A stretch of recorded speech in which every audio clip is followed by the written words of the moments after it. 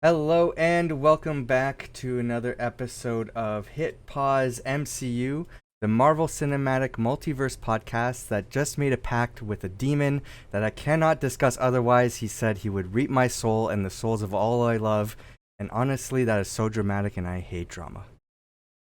I am joined. Whoa. I don't know if I agreed to any of this. Like, I don't know if I signed the same thing. That was a much longer intro than I'm used to here. I loved it though. Was it Mephisto? It has to be. That was from Madison in the latest episode of She-Hulk. Your podcast or your camera is not showing up, so I got to deal with that. But I'm the voice you're hearing.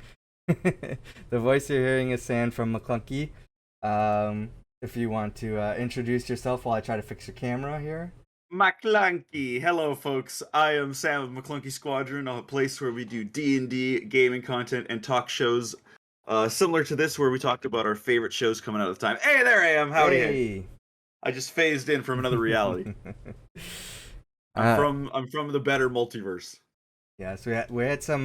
So we're doing this live actually. So we're live on. Actually, I don't even think I have the Twitch stream open because I had some technical difficulties, so I have to reopen all the windows I had open. So let's see here. We're doing live. Yeah, actually, right now, about 10 minutes in, is the Disney D23 event. Marvel Studios is going to be making some announcements. Again, we're 10 minutes in. I don't know if any announcements have been made yet. We'll take a look. Because there's no exact time for when Marvel will start doing the events. They have everything kind of clumped in for Lucasfilm, Disney, and Marvel Studios all at once. So we're just gonna record the podcast as news comes in. I'm just the only thing I'm sort of seeing right now. The only thing I just saw like 2 minutes ago is I don't know if Tales of the Jedi had a release date yet, but it's releasing on October 28th apparently. Okay. So that will be awesome. So they're starting with Lucasfilm then. Looks like. Yeah, it seems that way. Okay. Which, well, I mean, hey, I'm all for that. Star Wars is if anything, Star Wars is a rung above Marvel for me in the first place. Yeah, like I love Star Wars. I'm not a huge Star Wars fan. I don't like I like Star Wars. I'm kind of indifferent to it. Yeah. It's definitely one of those things that like I just got into. I watched all those movies when they were coming out, like the prequels, of course, like when I was a kid. But there was something about like the era in between Disney's acquisition that had so much like lore being filled in that I was just on Wikipedia like reading after school like every day. Yeah. About this world. I love universes. That's my big thing. That's why I think the MCU appeals to me because we're building a cool superhero version of that. Yeah, for sure. Yeah.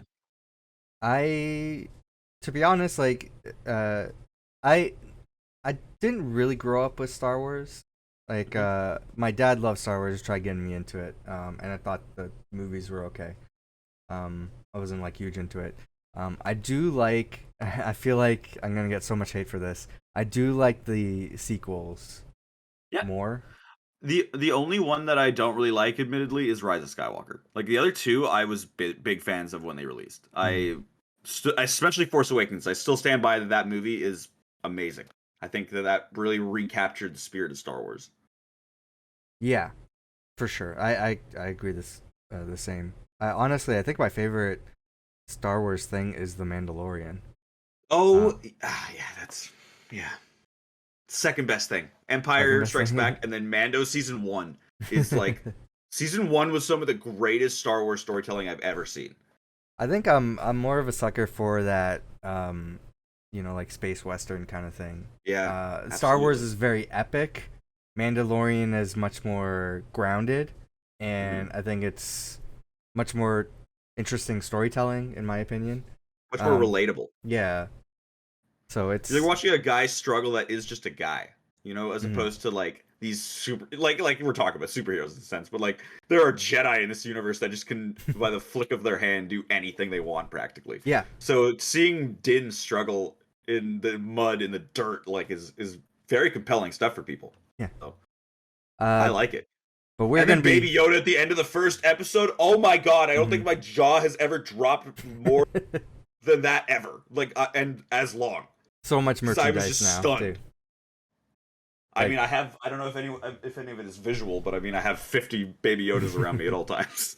Used to be R2D2 was like the mascot there, and then it just switched over to Baby Yoda. He's so cute.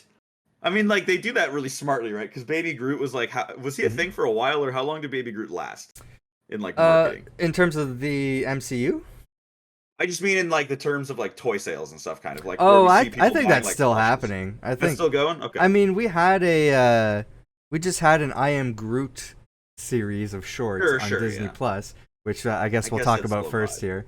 And that was all around Baby Groot. Yeah, I guess you're right. I guess that it's still like people are still going for him. So Baby Yoda hasn't taken over entirely, but I feel like even with how they were like, okay, Teen Groot already in the after credits of Guardians 2, like it was like we're done with that. This is a one-off thing. We don't want to rake in millions of toy sales from this. So, what did you think about I Am Groot? We're gonna start off with that. I thought it was. I mean, you could watch the whole thing in like 30 minutes, right? I think that was the deal. Yeah, I think it was fine for that. I would say, like, if you're just going in thinking this is like a tiny little short film, that's, I think, a better way to look at it. Because beforehand, when they originally announced this, whenever they did, I was like, oh, like, cool Groot storytelling and explaining stuff about him, but it's just cute, like, Pixar shorts, practically. Yeah. Like, things they could put in the front of other MCU movies, actually, if they wanted to pull that whole, like, Pixar Pixar I feel like they should have done that. Like, it'd be like cute. a thing to look forward to before every movie. Yeah.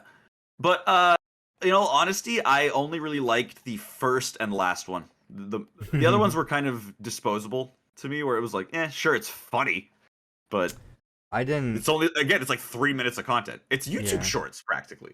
Pretty much. They could have almost just done that. Ever since they promoted it, like from the style of it and the announcement saying it's gonna be shorts, they had like the little teaser poster and everything. I'm like, okay, this is gonna be like a kids thing. They're saying it's set in the MCU, but I don't really think it's gonna be tied to the MCU in any sort of way. Yeah, it's not gonna have any stakes. Yeah, like at all. And I think James Gunn even feels the same way. I think he was asked about it too, and he's like, because he was involved, but he's like, I don't really consider it like connected to the MCU or the Guardians of the Galaxy. So, like, I think it would have been cool to see that like opening one at the, like we're saying it like as like a opening Pixar short at the next Guardians movie or something like that. I guess it wouldn't really work because it wouldn't be purposeful, but they'd find a way to make it make sense.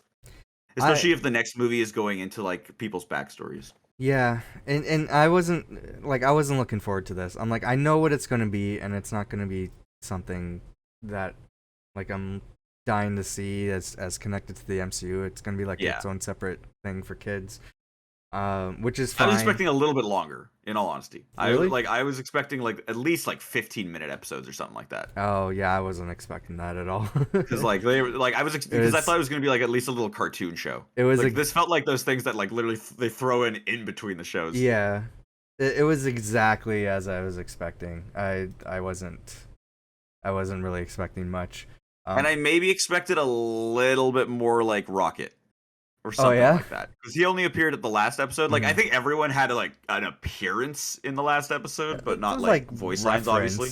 Like you saw like you saw Drax in the shower or something like that. So. Yeah, and it wasn't like actually those actors or anything. Oh yeah, for sure. It was just someone in the background pretending to be them. But yeah, I think that like more things, especially with Rocket, because I think Rocket and him are just the perfect dynamic. So. I like Rocket being like the dad Rocket because he puts on the glasses and everything. It's so good. I didn't really like I Am Groot as a whole. I'm like throwaway kind of. Yeah, throwaway. I did like that sort of like alien thing that was like cloning him. He was doing like the dance and everything. I wasn't really into that episode, but by the end, where he kept saying like I am Groot, whatever, and you realize like he was being imitated. He pushes him out of the airlock. It was a funny way to get that situation wrapped up. He's just like, for sure. I am Groot. I thought it was funny. I of the lesser episodes that I didn't mention, I liked the one with the small like civilization or whatever, and like how he wrapped that situation up was pretty funny too. Where it's just like, oh, I can help them. Oh, never mind. He essentially farted out a leaf. and they're eating his leaf fart. I mean, hey man, so if it tastes good, right? I like too that like it specifically showed that he spent I think 5 minutes building a thing, Yeah, and then 70 minutes screaming about it. It's like that's insane. Like I love that little version of Baby Groot. He's a little cutie. I'll give him that. yeah. But man, oh man. Yeah. So I don't know if I really have much else to say about I Am Groot. I forgot. I don't think anybody really does. Like I was gonna say to Maclunkey Squadron, are we gonna do a show about I Am Groot? And then it came out, and I was like, no, like we're definitely not. Forgot that we have our visual context rectangle here that we're supposed to be using. That's all blurred out because I don't want to keep getting copyright strikes. So yeah, no, for sure. But yeah, I think they're still on the Star Wars stuff right now. So yeah, I am going to refresh my feed actually. Probably. Oh, well, some Andor posters and stuff. Okay, yeah, so still Star Which Wars. is like another like thing that. Oh, wait. I can never tell if these things are real sometimes. Celestial's End of Time. Why does that look fake? Celestial's End of Time. Why does that look fake? I don't like it. Is it Marvel Celestials or? Yeah, like Marvel Celestial's End of Time, like all that kind of stuff. I don't know if it says rumor above it. Don't listen to me. Don't listen to me anymore. I have no valid sources. You already had your podcast and everything talking about Miss Marvel. We have not really talked about Miss Marvel on this podcast because my other host Jordan can't get into the show. He's struggling to try to finish it. Really? Yeah. That is exactly what someone else on our show said. Like they could not. They stopped watching the show after like the first episode because they felt that the show wasn't for them because it was aimed at like a younger audience and like a high school show kind of thing. To me personally, that's why I like this show. Like, well, I think that's why a lot of people like Spider-Man, right? Yeah. Like I think the MCU does a good job when it tries to do as many different genres as it can, right? So like let's get like a horror movie in there. Let's get like a kid what do they call those? Coming of age movie. Yeah, like that's what I think it was I thought it was awesome. And plus getting to see like it from the perspective of a different culture was already something that was really exciting. So. Yeah, for sure. I think in a lot of ways and a lot of people will argue about this sentiment. I feel like this is a more modern Spider-Man story. Yeah. Because you look at the original Spider-Man comics, they are very dated. Oh, absolutely. And no focusing on like bullying and all that stuff and being the smart kid or whatever. The classic which perception of like these nerds and bullies and all that. I'm not a kid anymore, but I don't imagine it has the same sort of relevance. Well, I wonder if people still read Archie, right? Because I still see it in the stores all the time. So like people. Well, even for Archie, right? They have a more modern telling. They put that CW show out, and it's different from the comics. That's true. So, yeah, I don't know. I feel like let me loop this here. I loved Miss Marvel. Actually, I think it's been my favorite Disney Plus series. I said the exact same thing. Yeah. It was my favorite. Especially in the first like few episodes, the style choices that they made, like even going through the trailer here. Yeah. Like there's so many cool design choices that they did in the first few episodes that it immediately made it more interesting to watch than something like, let's say, Captain America and the Winter Soldier or Falcon and the Winter Soldier. Like I liked that show, but I was bored visually with it a lot of the time. Yeah. Whereas this show, pops off the screen. I think Falcon and Winter Soldier is the bottom of my list. But that's not a bad thing because I liked all the shows. I thought it was a good show. I liked them all. It's just that it didn't have as high caliber, I think, as all these other shows. Yeah. And Miss Marvel, I thought they changed a lot from the comics, but even still, I thought they were faithful to the comics. I have only read like some, like not even like her main comic. I've read like bits and pieces of her stuff. I just am aware of her lore because I was reading Marvel Now when she came out. Yeah. But... Right. Yeah. I think they're great comics. Weird villains. she's mostly been a team up character. I read the one with Wolverine because like that was hilarious. Yes. She's literally taller than Wolverine, which they better try to keep in the new casting. And even the actor, she said she discovered Miss Marvel from an Iron Man comic, like where she was introduced with Ironheart. So yeah, she's very much been. Speaking of that actress, like apparently this is her first role. Yeah. Or is it? Yeah, and that Canadian actress. Holy dude, like she was awesome. She like had such like Marvel. I don't know what you call it, like just vibe, right? Like just I could immediately see her interacting with the big players. Would you agree? So this is how I describe Iman Vellani here. I don't know if you would agree with this. I felt like everybody says Robert Downey Jr. is Iron Man. Like he's like the perfect person. And I think I say that Robert Downey Jr. is the perfect person to portray Iron Man. Like he's the perfect actor for Iron Man. But Iman Vellani is Miss Marvel. I would absolutely agree. I mean, like when I see her, I just see Miss Marvel perfectly. Like it was like I was so crazy. It's crazy because I wasn't even excited for the show, sure, like going into it, but then boom, first episode came out and I was enamored by her acting and like the dynamics in the family and all that. Like it actually was like a deep emotional show.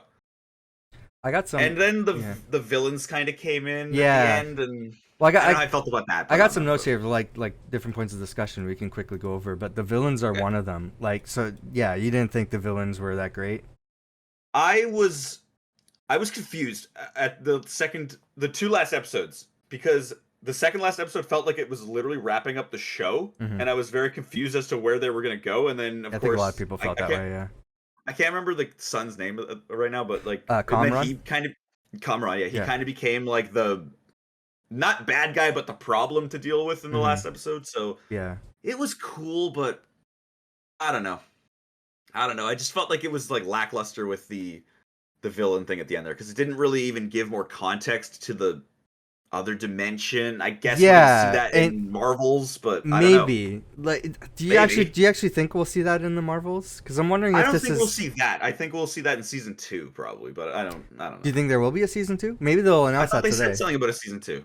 Okay, I thought they said that already because man, I was already mad because they said something about Moon Knight before Moon Knight came out about it being like a one-off. Like they were like, we're not doing a season 2, and then it ended the way it ended, and I was like, so. How are you going to tie this up then? If you might show up in other things. Sure, but it just feels universe, so like weird that like his ending in his show was like so personal that like he would show up later and it just wouldn't flow. To me, it was kind of like it would be kind of like with WandaVision to Doctor Strange Multiverse of Madness, where like I felt a little bit of a disconnect between the ending of that show to that movie. Really? Where like at the ending of WandaVision, it was like. Oh, Wanda, like, nobody knows what you had to sacrifice. It's okay, like, you're okay. Yeah. And then in the next movie, I was like, okay, so maybe she's gonna be like a helper. And no, she's the bad guy. Like she is. No, I got that. Evil. I got that feeling throughout WandaVision. I'm like, she had the world like really screwed her over. Like she's never had a break at any point where she feels like she can start to be happy. The world just kicks her back down again. So I felt like she was progressing towards that. So I thought it was fine. I feel if they were trying to set that up that way, that the ending of that show should have been more dark rather than almost hopeful. I think the end. I don't know. I don't think it was hopeful. She lost her entire family that she just. Well, sure, but she like flew off and was like, "I'm going away and I'm good," and it's like, okay, like really. I don't know. Like that's the disconnect that I mean. Like we might see that at the ending of this show, where like the show goes into the next thing, and it feels totally, almost not irrelevant, but something has happened in between that we should have seen. Yeah. People on Maclunkey, people on Maclunkey are on your side as well with this because I'm definitely the black sheep with that. With WandaVision, because with the WandaVision to Doctor Strange thing, because I love the whole show. Yeah. The ending was kind of for me, but it's interesting because Jordan hated the show.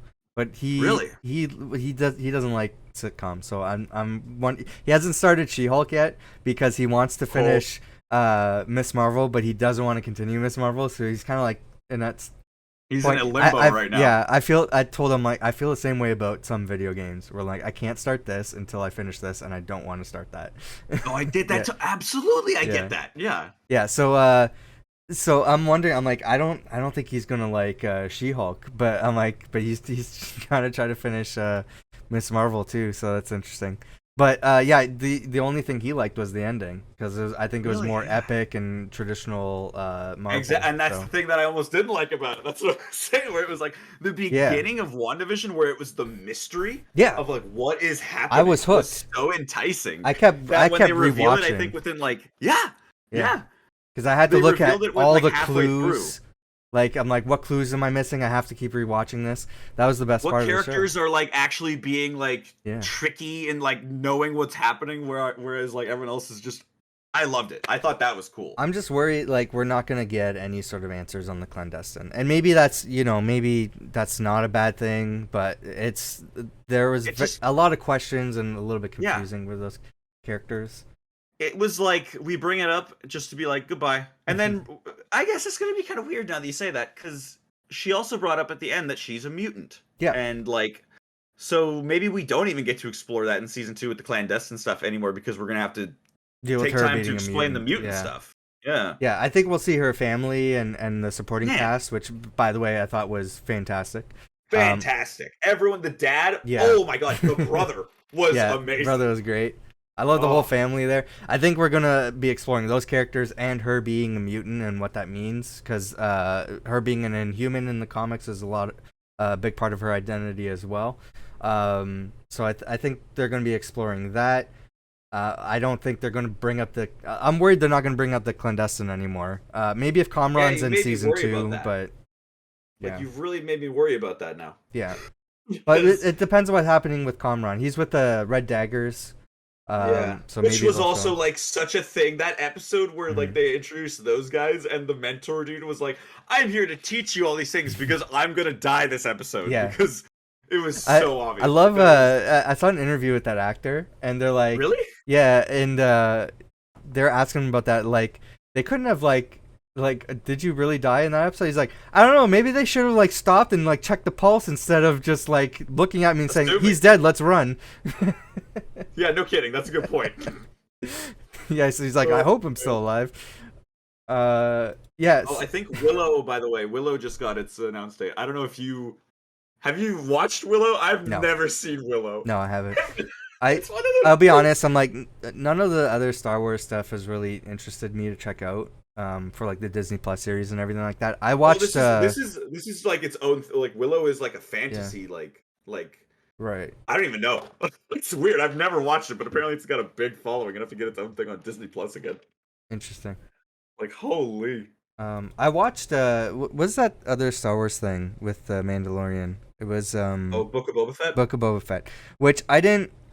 To be honest, I don't like Boba Fett as a character. I never have. You're gonna hurt my feelings a lot today, man. I know. You're gonna hurt me. I know, and I know I'm in the minority here. I just never liked him as a character. I don't and think like you the are, show. though, realistically. Really? You think a lot of people hate Boba Fett? Because I think like he's like the big Star Wars character. What you see is just the loud minority of people like me who don't shut the hell up about this guy. You know? Sure. Because like he realistically. He is not that cool. Like, if you only look at the movie appearances... The movie's like, he shows up and then he dies. Yeah, like, he's just I look cool. Yeah, he just has cool armor. We like him because the people who saw that wrote bullshit about it because they were like, he's so awesome that he can do anything. He fights Vader twice and wins. How? Like... Yeah, so, I wasn't a fan of the show until, like, Mandalorian came in. You can't really see it, but I have a Boba Fett hoodie right there. That's what that is. Like, just straight up, like, Boba Fett armor. Yeah. I love the guy. But I accept that he's, like, bullshitty in a way. It's just all built on lies in a way. But that show, I was sort of into it until what you're saying where Mando showed up. And it was like, like, this is what this is now? Like, okay. Yeah, I don't like that idea. Yeah, I wasn't into it until he like showed up. Like it was fun. Yeah, you preferred that part. Yeah. Yeah, and I was like, oh no, like, and I was like, he can show up for one episode. And then the next episode he showed up again, and I was like, oh, like this is just your show suddenly in the middle of the Book of Boba Fett. Kind of was weird, and it felt a little weird to be like, if you don't watch this show, going into the next season of Mando is going to be very confusing. Yeah. Because it's definitely like a jumping on, like a transition point. Yeah. They're like, oh, you'd better watch this show. Wags finger at audience who maybe doesn't want to watch the book. Or look up the summary online. Yeah, that's what I do with comic books. It's like, what happened here? Let me look it up on Wikipedia. The thing is, like, I feel like we got to think about these shows in the sense of like the casuals a lot of the time, right? Because that's the majority. Like, my parents are the people I look at, where it's like, how would they react to like that happening in the show, and would they be sometimes like, what happened? Sometimes they do recaps, like even for the Marvel stuff. True. It's like if something wasn't mentioned on the show and they do a recap, sometimes they'll recap a part of the movie, like they'll include that in the recap too. So I don't think it's really that big of a deal. I don't think it'll be the worst thing. I think it's all been weirdly handled, especially just in the fact that like in season 2, it was like, goodbye Grogu, I'll see you later. And I was like, okay, like hopefully we get at least like a season. If we're doing what we're doing, at least we should get a season without him. Yeah. And be like, this is what Din is like now when he doesn't have the baby around. That he's kind of like, it's almost as if Grogu is making him a better person. So it'd be kind of interesting to see him fall without him again. But now he's there again, so it kind of feels like we can't experience that. I don't know. That's just mine on that. It kind of is a little bit of a bummer for storytelling purposes. Well, let's just wrap up our Miss Marvel discussion here, because I got a couple things I want to ask about. Let's see, what's the first thing I want to say? One thing I noticed, I'll use this as a transition to She-Hulk, so I'll leave that.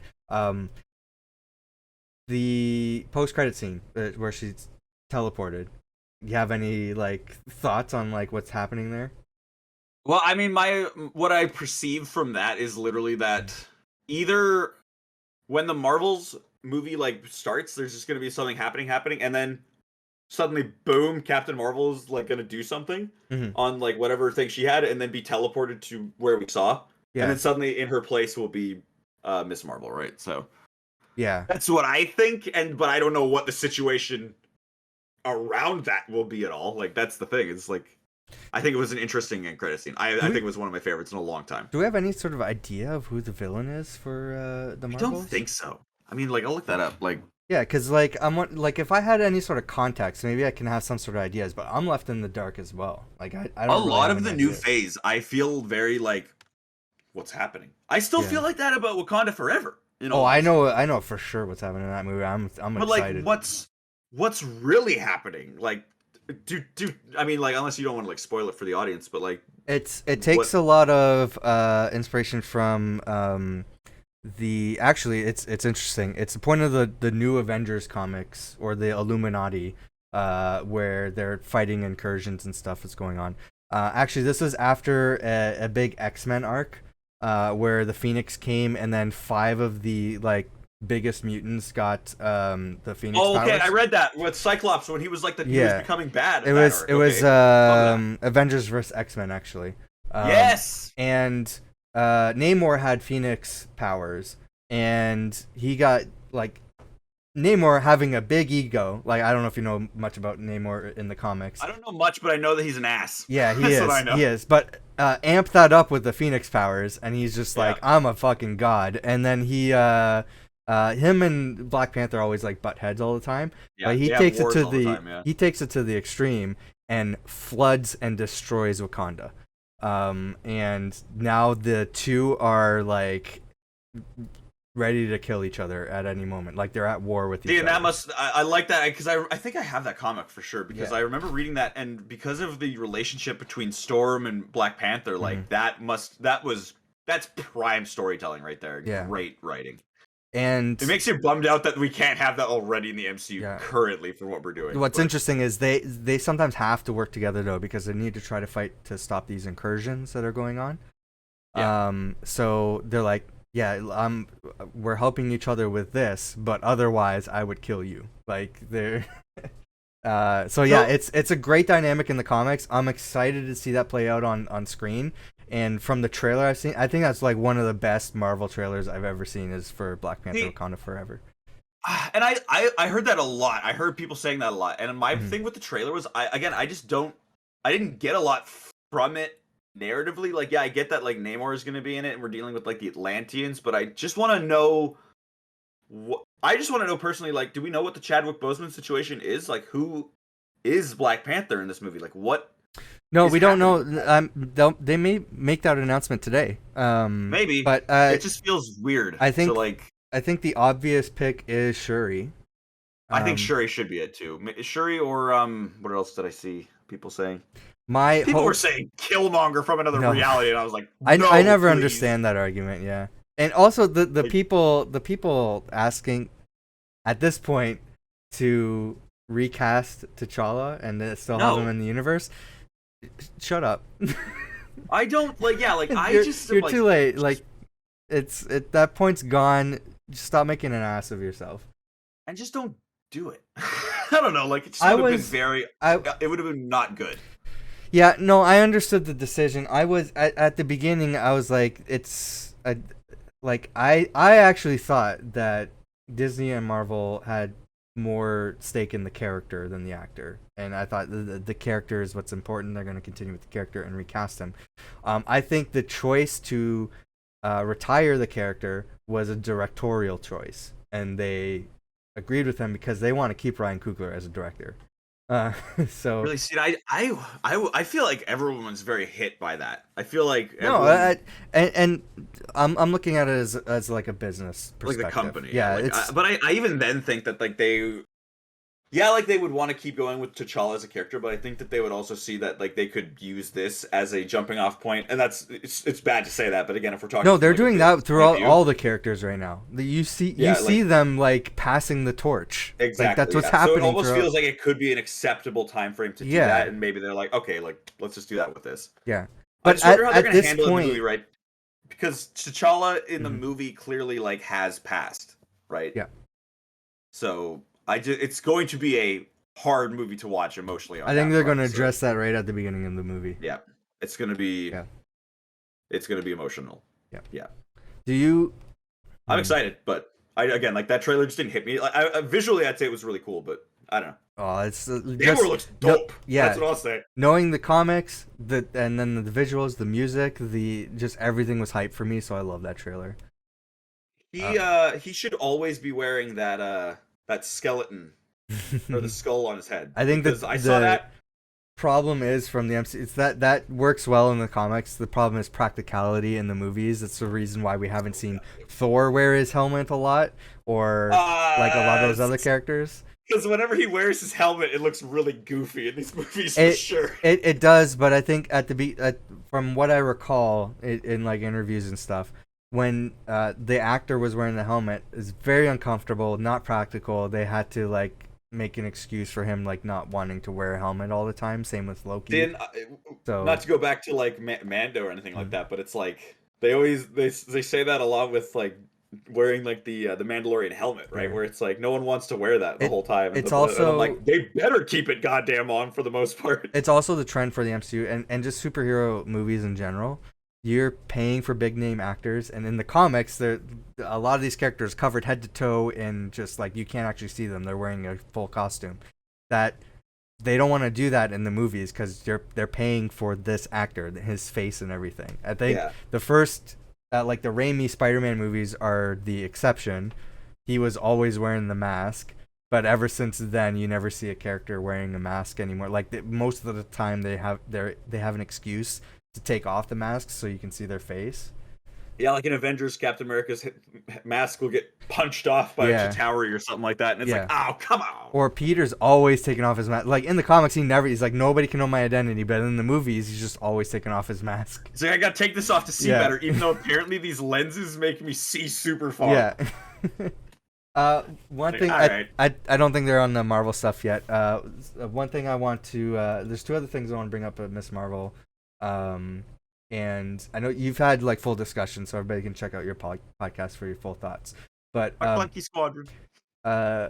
One thing I want to bring up is the time travel. Did that confuse the fuck out of you?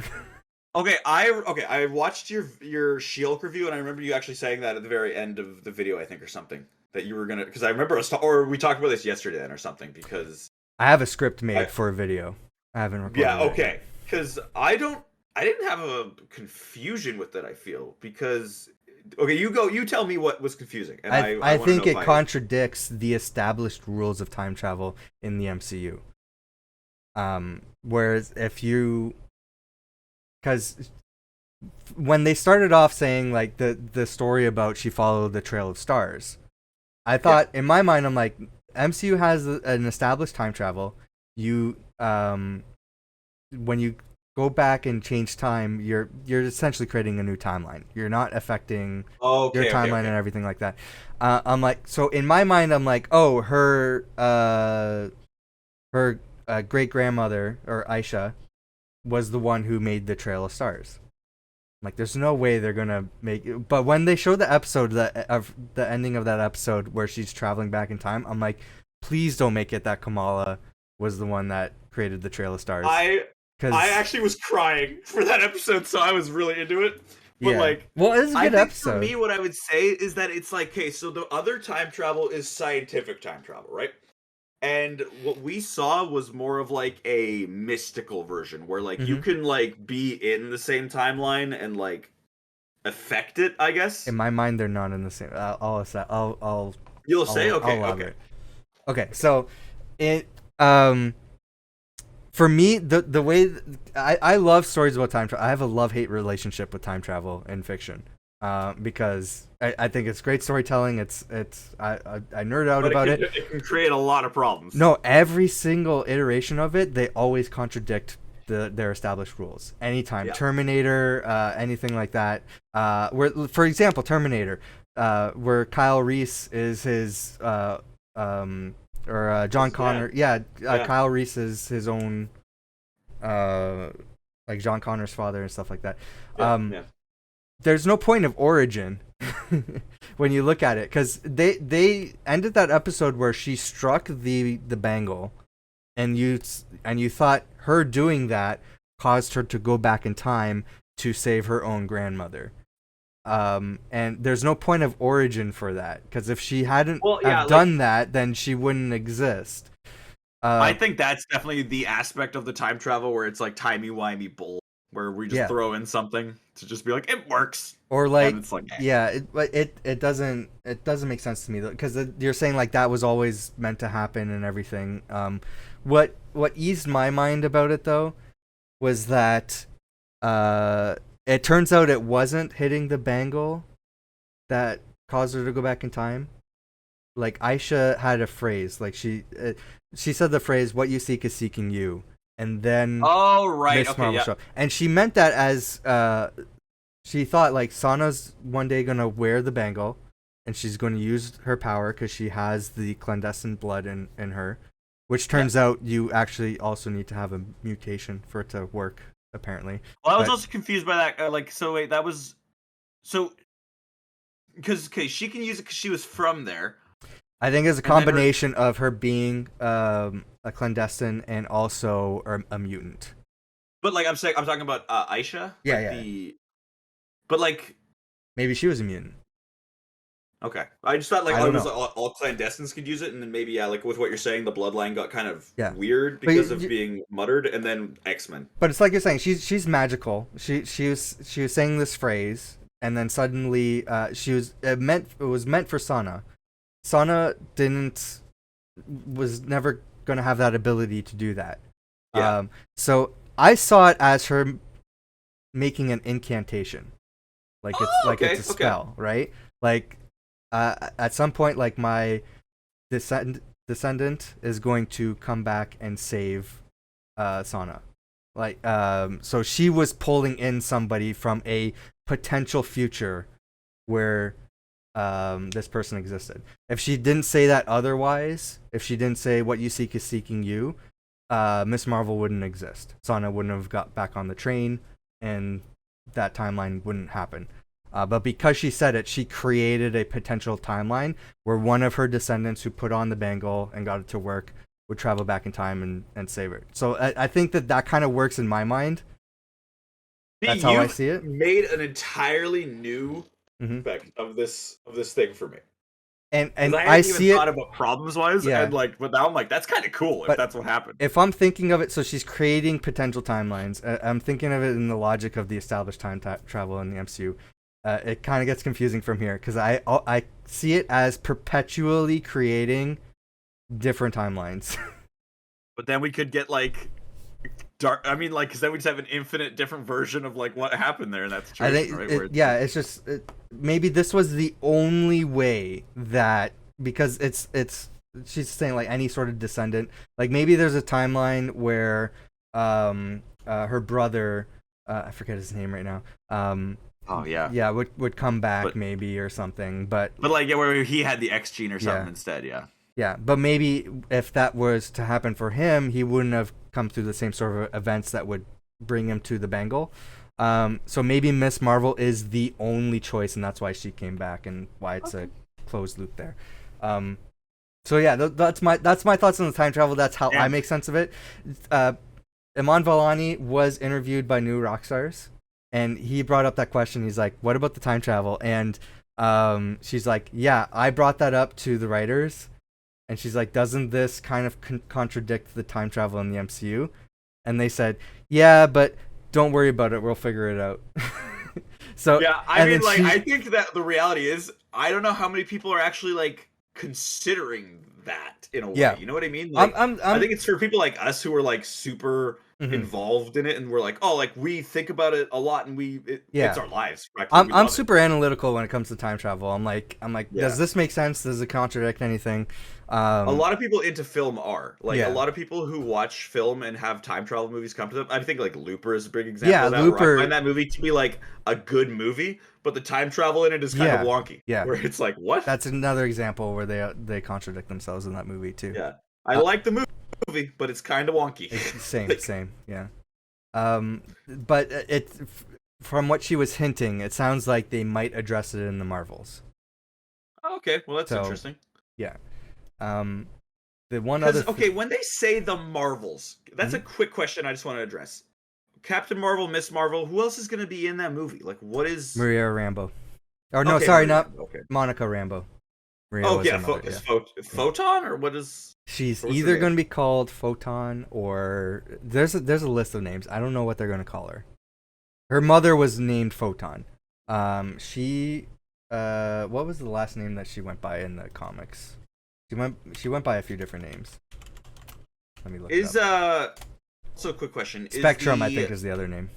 Spectrum, that's what it is. Okay. Is the end credit scene of WandaVision with her leading to Secret Invasion, or this, or the Marvels? Maybe both. Maybe both, I guess. I just don't know what that show's going to really be with the situation with the Skrulls and the MCU in the first place. Because, like, do you think that they're going to like change gears and like have like an uprising within them or something and be evil now? Or I don't know. The MCU flipped the script on Skrulls and Kree in the comics. Yep. That was kind of like a weird choice. They're very much the opposite way. Throughout the MCU, even the Marvel TV stuff, always presented Kree as the assholes, the dicks of the universe. So these are the evil guys you don't want to have anything to do with. And it's kind of hard to like, for at least now, because like when I see the Skrulls, I picture Ben Mendelsohn's character, who was like the funniest, happy, like chill dude. That I'm like, if he gets killed and like an uprising happens, I'm gonna be devastated. But you can maybe consider a faction of the Skrulls that are radicals that don't agree with the the refugee Skrulls that we've seen in Captain Marvel. Well, because to be fair, that was like in the 90s, right? So that was a long time ago. So maybe things have progressed in their culture, and they're mad about something. So I don't know. In the comics, when Secret Invasion was happening, they called back to a very old comic for Fantastic Four on how the heroes there dealt with the Skrulls at that time. Reed Richards had some sort of device that made Skrulls think they were cows, and then they transformed into cows, and they were stuck as cows for a long time, and then that's going to be in the movie. I'll tell you that right now. That isn't an MCU joke. I can visually see it happening, and it will be in there. But you can imagine their culture was like really pissed off about that, and they decided to go to war with the humans and do a secret invasion where they were. How dare you turn us into cows? That's amazing. In the comics, do Skrulls like they because like Super Skrull is the thing where he like takes the powers, right? Or is that like he takes multiple powers at once? Because can a Skrull take a power, or can it just be a person? No, they can take abilities. So any Skrull can take an ability. I don't know if any Skrull. I don't know what how it works out. A lot of people are theorizing that first of all, I think some of the people in Damage Control are Skrulls. Okay, interesting. I would love that. Yeah, but a lot of people think that they're hunting down people with abilities to create Super Skrulls. Oh, see, that would have been a really good second after credit scene. That would have been a really good. Well, I think they're trying to keep all that stuff on the down low because they want to hit it hard with Secret Invasion. Yeah. Yeah, they want to keep it a secret. Yeah. So like everything, all these established characters and stories that we've seen, any one of those characters can be a Skrull, and it's just going to blindside you. Like, oh my god, so that never happened to that character. That was all a Skrull. So, like, do you think any heroes are Skrulls at this point? Like that, or like not like? There's got to be because like any like movie characters, but side ones. Actually, I guess wait. What do you think about like total side tangent? But jumping back to Captain America and the Winter Soldier, is Sharon Carter? She could be a Skrull. Yeah, she could be. I think that she's definitely shady for sure now. Like that's weird. Yeah, that can explain why she's looking at super soldier serums, why she's looking at armor and equipment and everything from S.H.I.E.L.D. or the government. And to me, it would help on the fact that, like, maybe she went through some character development in those years that, like, made her shady, but she went real shady. Yep. So, like, I don't know. Any one of those things could be a possibility, but there is a good possibility. She's a Skrull, yeah. There's a Skrull in the government now. President Skrull. I think Red Skrull. Red Skrull. Dude! They did that in the comics. They had to have already. I think I can't remember if there was one other thing from Miss Marvel. I think you said there was one thing where it was going to go into She-Hulk. How they dealt with the Clandestine when they captured them. They brought them to the Department of Damage Control prison. We saw the same prison in She-Hulk. So I'm like, the big one where Abomination is? Is that what that is? Yeah. The same prison. Wow. Because I think I saw screenshots. They look the same. So what's confused me is, so I saw that in She-Hulk. I'm like, wait, did she go to New York? Did she go to New York to see Abomination? Like, how does that work? Because she said she's in L.A. Yeah, now I'm tripping. Now you're making me trip about these things. So I'm like, where's the Department of Damage Control prison? I looked it up, and I think it's confirmed it's in L.A. or it's in California or something. So I'm like, okay, hold on a minute. So the Clandestine were in New Jersey when they got captured. So they flew out. Transferred. They flew out the Clandestine from New Jersey to LA to put them in the Damage Control prison, where they escaped in the prison. Very easily. Very easily. Not in the flight to the prison. And then, hold up, not to stop you for a second. Was that the place where they were handcuffed going down the rail? And I was like, this is the security here? Yeah, so they escaped then, and then immediately went to Pakistan. I think that's where they went. And then Kamran instead ran all the way back because he can't fly, he can't drive or anything. He didn't have his car. He somehow ran all the way back to New Jersey to see Bruno. Yeah, when you bring that kind of thing up to me, that makes me go, what the hell? Like, what are they? And I think that is just them thinking, nobody thinks that much about this shit. No, because you see it like, oh, that's the same prison. But, like, hold on. They're in two different parts of the country.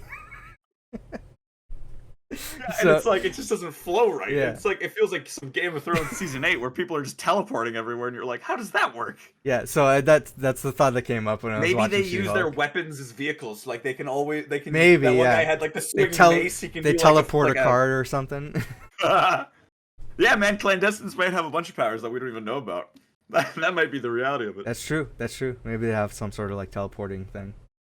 A thing I want to bring up about the show that I liked, also a little tiny thing, about the villains, the switch from them being good to bad. A lot of people bring up that they didn't like that, but I liked it in a way because I liked it that Kamala is a young character who doesn't really understand how deep of a situation she's in. Yeah. And when like when they're talking to her, they are still being pretty like aggressive and telling her like, this is what we need to do, and we're going to do this with or without you. And then she's like, okay, cool beans, like we can hang out though, right? We're still friends because you're like my aunt, right? Yeah. And it's like she's kind of being pretty aggro and wants you to do this, dude. Yeah. But it was pretty crazy to then hear that she's coming to like destroy the wedding reception or whatever. That was a little crazy. What do you think about the rift and everything? Like, did that make any sort of sense to you? No. Yeah. I was confused. I was very like, what is happening? I was trying to think of like Rockify? Yeah. I was trying to think of like some scenarios in my head. I'm like the way they crystallize. Like I was trying to like implement some sort of like inhuman thing to it, because when they crystallize, it kind of looks like when characters turn into Inhumans from like the TV shows and everything. So I'm like, I don't know, maybe it has like something to do with that. Maybe. But they don't turn to skeletons. They turn into Inhumans. So I'm like, I don't know. I couldn't make sense of it. Then by the end, they called her a mutant, and I'm like, I don't know. I didn't get the Rift thing either.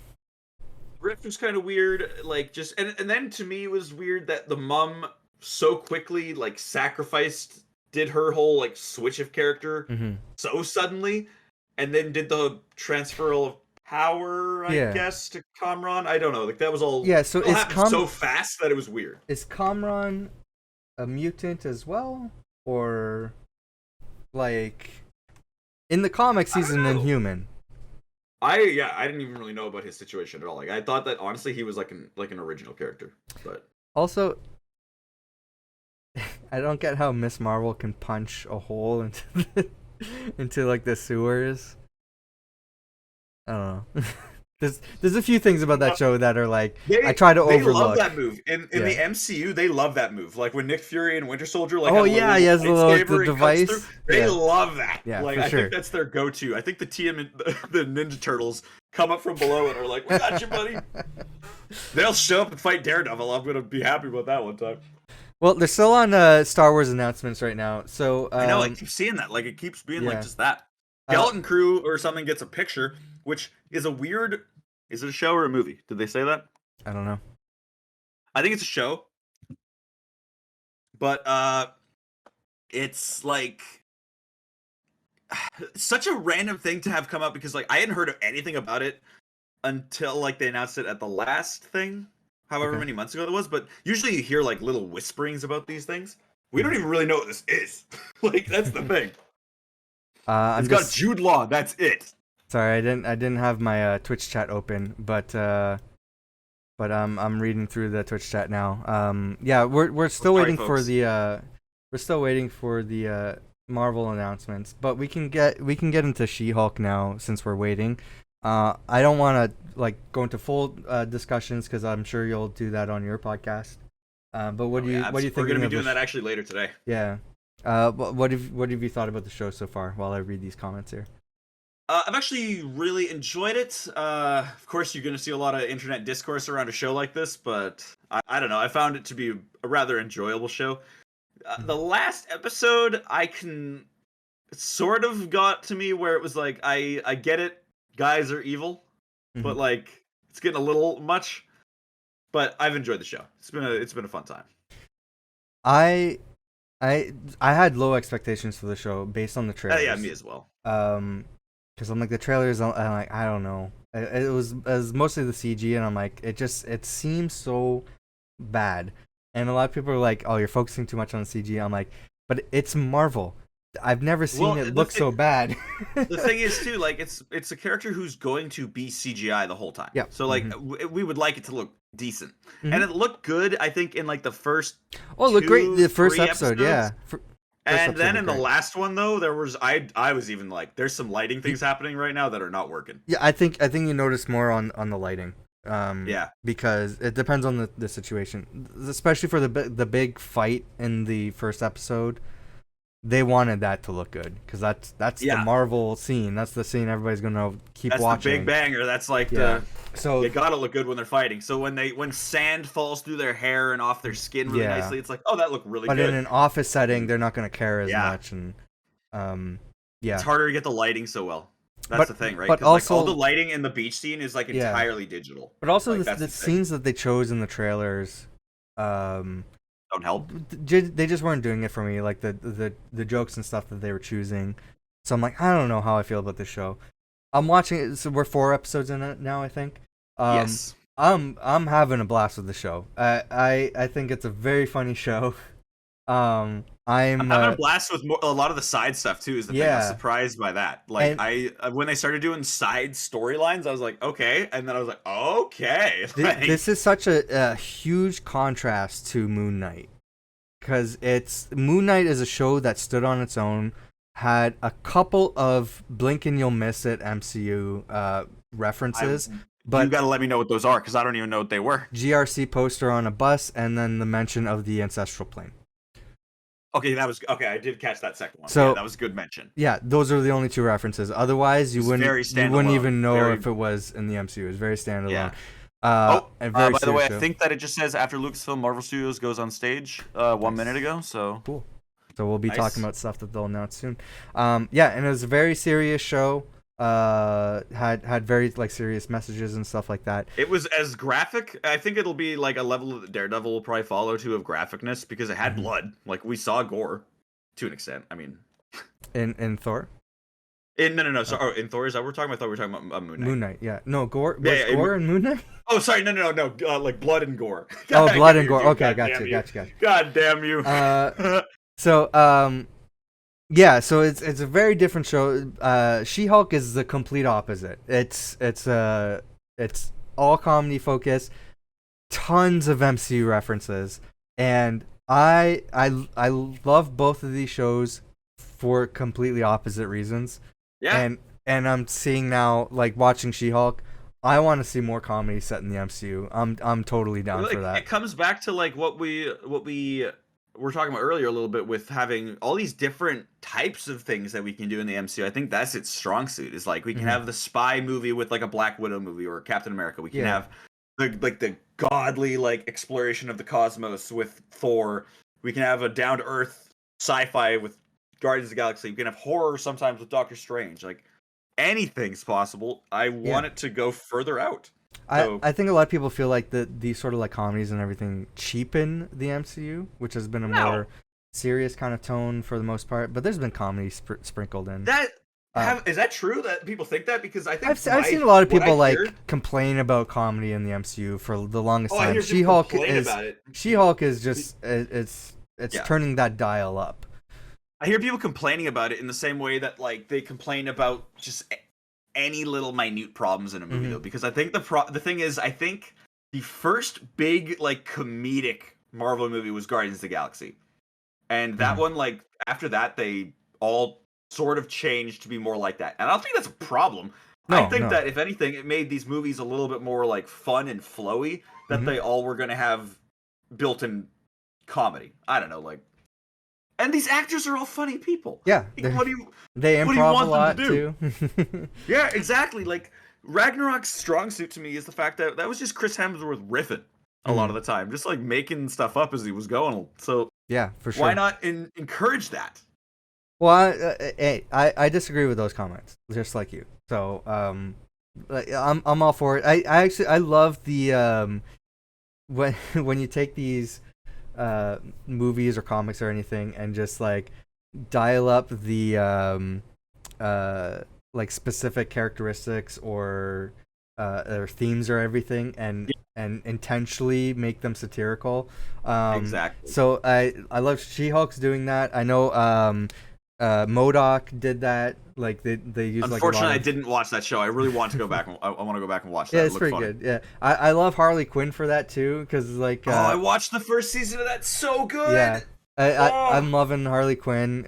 Just like taking all these Batman references, like make it like a lot of the characters. King Shark's my favorite. Bane Where's is hilarious. my goddamn electric car, Bruce? It's like the best quote from the whole thing. Yeah, so I love seeing that stuff, and then just setting this stuff in the MCU too, making fun of the different heroes and references and stuff. Yeah, I love seeing that. So She-Hulk's doing a great job, and I love it. And even the fact that they acknowledge that, right? Like in the third episode, she was like, "This isn't going to be like a cameo of the week episode." Yeah, except exactly. for Bruce, and except for Bill Blonsky, except for Wong. And those comments that like when she was announcing that she's She-Hulk and she's being in front of the camera and everything, you see all those comments, like internet comments saying like, "Oh my God, the Avengers are going woke" or something like that. Yeah, and I was like, "This is apparently directly from YouTube." From what I've seen online, like I was watching a recap video, and they're like, apparently some of those comments were taken like straight from the announcements and trailers and everything from She-Hulk and stuff like that. I bet. So they just took those comments, put them right on the screen, and I saw somebody made the comment. It's hilarious that congratulations, you're now canonically an idiot in 2 universes. I love that. Holy, you're known for it in 2 things now, dude. That's lovely. God. Are they still on Star Wars? I thought that they were changing. Oh no, okay, well now I just saw a thing come up with the multiverse saga, so maybe it is changing. Okay. Let me go over to the live blog here. We got different tabs open from Twitter accounts. They moved from Star Wars to Indiana Jones at some point. Hopefully, I don't know how to feel about that. Like, can we just be done with certain things? Like, no, they acquired the rights, so they got to do something with it, just like they did with Star Wars. Yeah, I know, but like, there's really, a video game like coming out. That video game is. I'm fine with that, but I mean, like, I'm another movie. Like, come on. There's gonna be a Disney Plus spin-off series. I'm betting at some point. It's gonna be Shia LaBeouf show on Disney Plus. Oh no. I don't know. Like I like those movies. I actually just watched those recently for the first time. Like I had never watched them when I was a kid, but I watching them as an adult. I think they're good. Yeah, but the way the last one ended, I don't know if we need to go further in that. That was actually the first one I had seen. Like that was the only Indiana Jones movie I ever saw for years. Was Aliens. Well, let's get into like some of this smaller stuff while we're killing time on the Marvel announcements. Have you seen? We're waiting, Disney. Yeah, we're waiting. Have you seen? There's Spider-Man. Spider-Man's back in the theaters right now. So Spider-Man: No Way Home, the more fun stuff version. Have you seen that? No, I haven't even heard about that. Yeah, they teased it a long time ago. Actually, a few podcasts ago, I wanted to talk about it. We never got version. That's like the cutest name I've ever heard for a re-release. It's an extended version of Spider-Man: No Way Home. And do we know inherently what it includes? Like, yeah, there's some like leaked details online. I haven't really looked too far into it because I just want to watch it and see. Yeah. But I think there's more Charlie Cox in there. Okay, yeah, fair enough. Is there like I just imagine like more interactions possibly with like the baddies too or something like that, and like the Tobey Maguires and yeah, that's the other thing. The discussions that they had on the Statue of Liberty, I think extended. Yeah, they expanded those discussions. Oh, like, okay, that's so cute. Just like the more fun version, more fun with the bros is what they should have called it specifically. More, like that's what this is. Just we added an hour of time where they're literally just waiting on the Statue of Liberty, talking to each other. We know you want it. That's how long Toby, Andrew, and Tom riffed for. So. Yeah, thanks, Alex. Some franchises should be left alone. So last night I finally watched Thor: Love and Thunder. And how did you feel about it? It was okay. Jordan was kind of like I was asking him about it. He's like, he didn't really like the movie. He felt like Taika Waititi and Chris Hemsworth wanted to make a movie for their kids, and it very much felt that way. So those are my thoughts going like into the movie. Otherwise, I thought it was fine. I don't think it was as bad as he was making it out to be. I thought I heard a lot of negativity going into the movie as well. Mm-hmm. So it was like, oh, how is this going to be? And then I came out of it being like, well, that was good. Like, it wasn't like, it wasn't amazing by any. I think Ragnarok was a better movie, but like, Love and Thunder still was enjoyable. I think it's a good point to make that it's like a kid's story kind of thing, like for kids almost. But there's a lot of that's kind of how that is though, because Korg is literally telling the story, isn't he? Yeah, so, like, exactly. It is very much made that way. But I think there's a lot of adult themes to it too, like with Jane's character suffering through cancer, having to deal with that.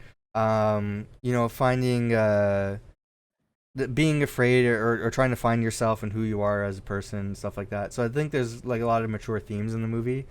I was actually shocked that they chose to do what they did with Jane too at the end. Honestly, like at the end, yeah, me too. Because I thought they're going to establish her as the next Thor. I thought she was going to be part of the Avengers. Like that, but I think it makes sense how they handled that character. Yeah. It kind of also felt like, let's just get this narrative like out of the way, kind of. Yeah. And I don't know how I feel about that, but yeah, I wasn't expecting Heimdall to have a son. I didn't like that. You didn't like that? No. I mean, it's not something that's going to take away from the movie for me, but it felt so like we need something desperately right now to like make this work. So we're going to throw in Heimdall's son that he never mentions ever, and that is just here suddenly. Like, okay, cool. And then everyone's bitching about his like VFX where he's talking through the what is that even called? Like, he just has his face show up in the world. It's like a projection. And everyone was like, it looks so terrible. And I'm like, it looks like a face. Yes. I don't know. So I guess the video on demand version, they changed the effects. So they improved it. I never seen it in the theater, so I didn't notice any difference. I find that to be such like that's a weak move, Disney. And anybody doing that, even you, HBO, taking out a coffee cup. Come on, some people want to laugh. But we've seen that since Star Wars, though. So like, really? Like, what do you mean? Star Wars has had you don't know, like re-releases, like re-edits and stuff like that. Yeah, okay. Star Wars is drastically different from when it first came out. For sure. But like, that's like and I will say on that front, they add stupid shit. Like, I hate those. Like when you're going into Mos Eisley and suddenly there's 50 scenes of weird CGI. I'm like, did we need this? You notice that stuff? Like I'm like, that just seems. Did we need this? Yeah. Like, that's actually the opposite of what Disney's doing now. Like he's keeping crap in, and they're taking it out. They're like, nah, man, no one wants to see Jean's guy. Yeah, it's a solid film, but just not a standout. That's exactly what I'd say. Like, there's some moments of visual beauty because you're in a Taika Waititi movie, yeah, I loved a lot of the shots. I'm like, this looks so cool. This part here where they're fighting on that planet and there's no color unless there's like light. There's no color and it's small. That is one of the funniest things that the movie did too, because the only time that the goat screaming joke worked for me was when they landed on the planet. That was the only time that it made me laugh. Yeah, I was like, that's funny. Good job, goats. You got me. What do you think about gore? Okay. Now here's where comic book fan in me comes out. I feel like Gore should be a bigger villain than this. Like, I feel like Gore could be a Avengers level. We all need to come together and deal with Gore. And I kind of have that problem with a lot of Thor villains. It feels like because his movies are always so big in scale because of his power level that like he can just practically do an Avengers mission himself. It feels like. Because Gore in the comics, the God Bomb and the God Killer arcs are some of the greatest comics I've ever read. So to then have it be minuscule down to him not even like, I don't think he even kills another god other than like the first one we see in the movie. Well, it was all off-screen kills. It was all off-screen for sure, but I mean, like, visually, he's not really imposing in that way. Like, he doesn't do anything on screen. we went to whatever the city, Eternal City. What was it called? I don't remember. Some crap like that. Yeah. It was like, this is a really random thing where there's a god of whatever food that was. Yeah, that was weird. That was weird. Yeah. And I was like, okay, so Gore's gonna show up here and start going ham on gods, Mm-hmm. and that That's what that's what I thought was gonna happen too. Yeah, like, but there was also just there was like nothing. two Celestials there that just like they're just hanging. chilling. Yeah. Looking in the window, going, "Hey guys, how you doing in there?" I thought that was kind of funny. I'm not gonna lie, I think that because this visual of two Celestials like actually turning and looking at Thor and then leaving was just comedic enough to get me to chuckle. The thing that kind of took me out of it was Jane appearing in that final scene, because like that final battle. Yeah. How the hell did she get there? Because so fast, because he's at like the goddamn center of the universe or something like that, isn't it? Or what was it? Where is the Forge of Creation? I don't know. It's so originally they got there with Stormbreaker. Bifrost, right? Yeah, because the Stormbreaker has the Bifrost. Then they went back to Earth. Thor had the Zeus's lightning thing, which I'm assuming also has Bifrost abilities, and he used that to teleport. Jane had Mjolnir. They only get there. They only need the Bifrost to get through the doorway thing, don't they? Because they can get to that point, I think, without that. They just need the Bifrost to get into the. I think. Into that like. Into the doorway, I think. Doorway. Yeah. I think that where they are in the end of the movie, I think was supposedly. I don't think this is the exact wording, but I'm just gonna say like the center of the universe kind of thing, like in the center of creation or something like that. But how does she get there? I don't know. She senses where Thor is because of. But Mjolnir teleported her. Like Mjolnir doesn't have that ability. Did she teleport? I thought that she literally like just would fly fast. That's what I was visually picturing. I thought that was stupid from Earth. She came from Earth. Yep, and she was flying that fast. It's weird. I agree. I think that was. I didn't like that. Like even I didn't like that again. I was watching with my brother. My brother's question was when they were on the ship. And they jumped onto the planet. He's like, "How is she breathing?" And I'm like, "Well, she's Thor." Yeah, that's my answer. And he's like, if she like lost that power, something would like. So I'm like, I didn't have an answer for him other than, well, she's Thor. But at the end, I think I would be okay with that. At the end, the battle, then she appears there. I'm like, I don't have an answer on how she's there. I have no answer for that either, really, other than she flew real fast and it was. Bad writing. That's the answer there, kind of. But sometimes the thing we gotta accept with these movies is that they're based off of things that also do things like this. Yeah, you know? For sure. Like they have Deus Ex Machinas in the comics so often that it's insane. Like it's known for that. So like I kind of am willing to go with it with the movies just because I'm like, well, this is how it works, and yeah, this is the source material that I love so much. But I wish that it would do something better sometimes. I don't know. I think they're starting the Marvel stuff. It looks like baby. They're opening with Rogers the Musical from Hawkeye in real life. Can we not? That... Oh my god. Let's get rid of the visual context rectangle here. People, I'll tell you right now, my least favorite after credit scene ever came from Hawkeye. Because there was a part of me that was watching that whole thing going, okay... At least what they're gonna do during this performance is cut to the crowd and show like an old Steve Rogers being like, "I hate this shit" or something like that, something like that. But nothing happened. It was just a performance. I was like, "This could have been somewhere else." Like, Kevin Feige's on stage now. Let's see what hat he's wearing. No, they didn't. Holy. Live action remake. I know you probably don't care about this, but live action remake of Atlantis: The Lost Empire with Andrew Garfield. That's pretty dope. That's pretty dope.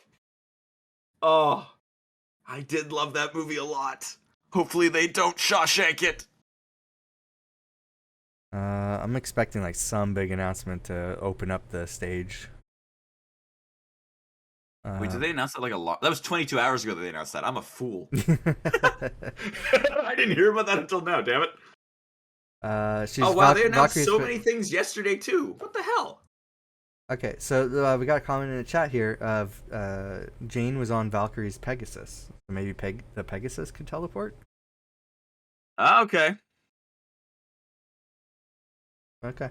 Oh, I'll No way take it's that fast, but yeah, like maybe it is. I'll take that as an answer, I guess, right now. I realistically would like my whole thing would be okay. Mjolnir was like, "Girl, you gotta go," and she touched that thing, and the power. You know how lightning like just zaps you through like. She like literally traveled with the lightning through space. That's what I'm gonna say. Oh, okay, yeah. Maybe you should use it. That would have been a cool visual, maybe. Yeah. Come on, people. Us two need to be on set. We need to be there, being like on our long chairs, going like, no. You need to see this, because otherwise, no one's gonna get it. I thought overall it was a fun movie. Fun movie. I do like the ending, Love and Thunder ending, with the kid. My mind exploded when that happened because I loved that so much. I think for sure. I haven't seen anybody else talking about this. For sure, that kid is going to be part of the Young Avengers. Yes, and thank you for saying those words. Thank you for saying Young Avengers, because I'm the crazy person on Maclunkey talking about Young Avengers. Because no, we know what the with Young Avengers.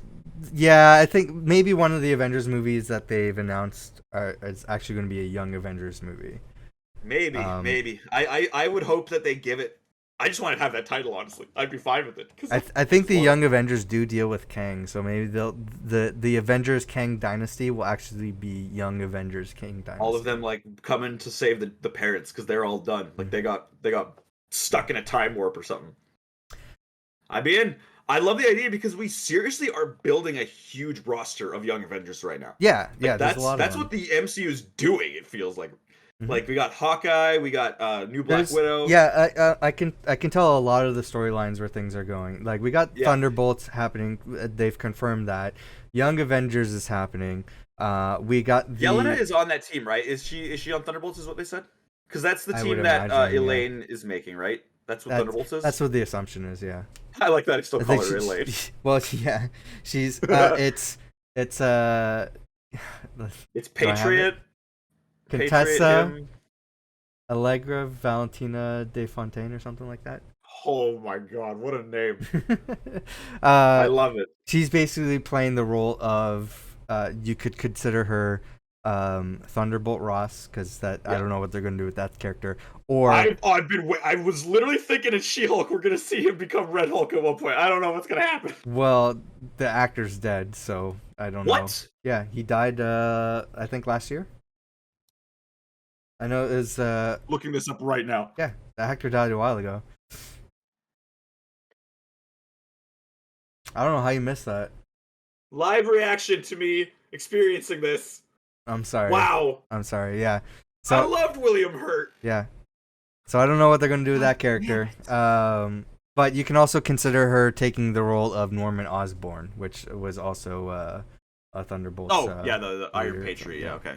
It scared me for a second. I was like, what? So do you think, by the way, quick question, a little bit about Far From Home, something that like was a little bit of a thing for that movie. When Norman Osborn says that there is no Oscorp in their universe, do you hear that and think that there will never be a Norman Osborn, or do you think that there will be an Oscorp at one point? I don't know if there'll be an Oscorp at one point. I think Norman Osborn probably exists in the MCU. Okay. Because I still think that there's plenty of avenues that we can go down for like a storyline with a Green Goblin in our universe is the problem. That's why like No Way Home was kind of rough for me, because it was like all these villains that we're seeing we can't see again in a proper way. I feel it kind of hurts. Oh, hold on. Are things happening? Yeah. So. Tom's Guide. I have a live blog of Tom's Guide here. I'll put it up on the screen. So it sounds like a new Black Panther Wakanda Forever trailer is up. So we might have a new trailer showed off Riri flying, the Doras, Namor's strength, and Atuma. Also, a fantastic scene of the Dora wiping out some soldiers trying to steal vibranium. Okay, so that's the. So soldiers, when they say soldiers, do they mean Atlanteans? I think just said soldiers. So I mean, It's soldiers capitalized, so I don't know though. Is the thing. Yeah, that's all we know. So there's a new Black Panther trailer. And is that? But that'll only be for at D23, or are we going to see that too? I'm sure it will show up online soon. So I will jump on that immediately. Yeah. Do I need to refresh this? I've been having to refresh mine a little bit. It's not doing that proper update thing that it normally does. It's not. Things aren't updating here. Yo, I wonder because like they also do mention that since 20th Century Fox is under them, and they do have. I don't know if you watch Prey or anything like that. If you're a Predator fan, no. But the new Prey movie, I hope the success of that makes them announce whole new slate of Predator type films because that movie was awesome. I love. Well, yeah, it seems to be very successful. Like a lot of people are praising it, so I imagine they'll easily the second best Predator movie we've ever had. That's what I'll say. Although that's not really saying much, I guess. Like, really, the first one is the good one, and then everything else was kind of goofy. Goofy to annoying. I will say at some point, Marvel's going to work out how to have more Spider-Man in the MCU. So we'll probably not see Norman Osborn anytime soon. There will eventually be a Norman Osborn. When you say that, though, like, other Spider-Man, like, what do you mean? Like, you mean, like, Miles Morales, or, like, do you mean, like... So whether I mean Peter Parker or just Spider-Man as a franchise, like aspects of Spider-Man, they can't really do much on their own, because Sony they have to have some sort of agreement with Sony. I think it's much more. I think they've figured out how to work with Sony now, because a lot of people are like, let's see the new contract. So we didn't really know anything about the contract until it was leaked from the leaked Sony emails.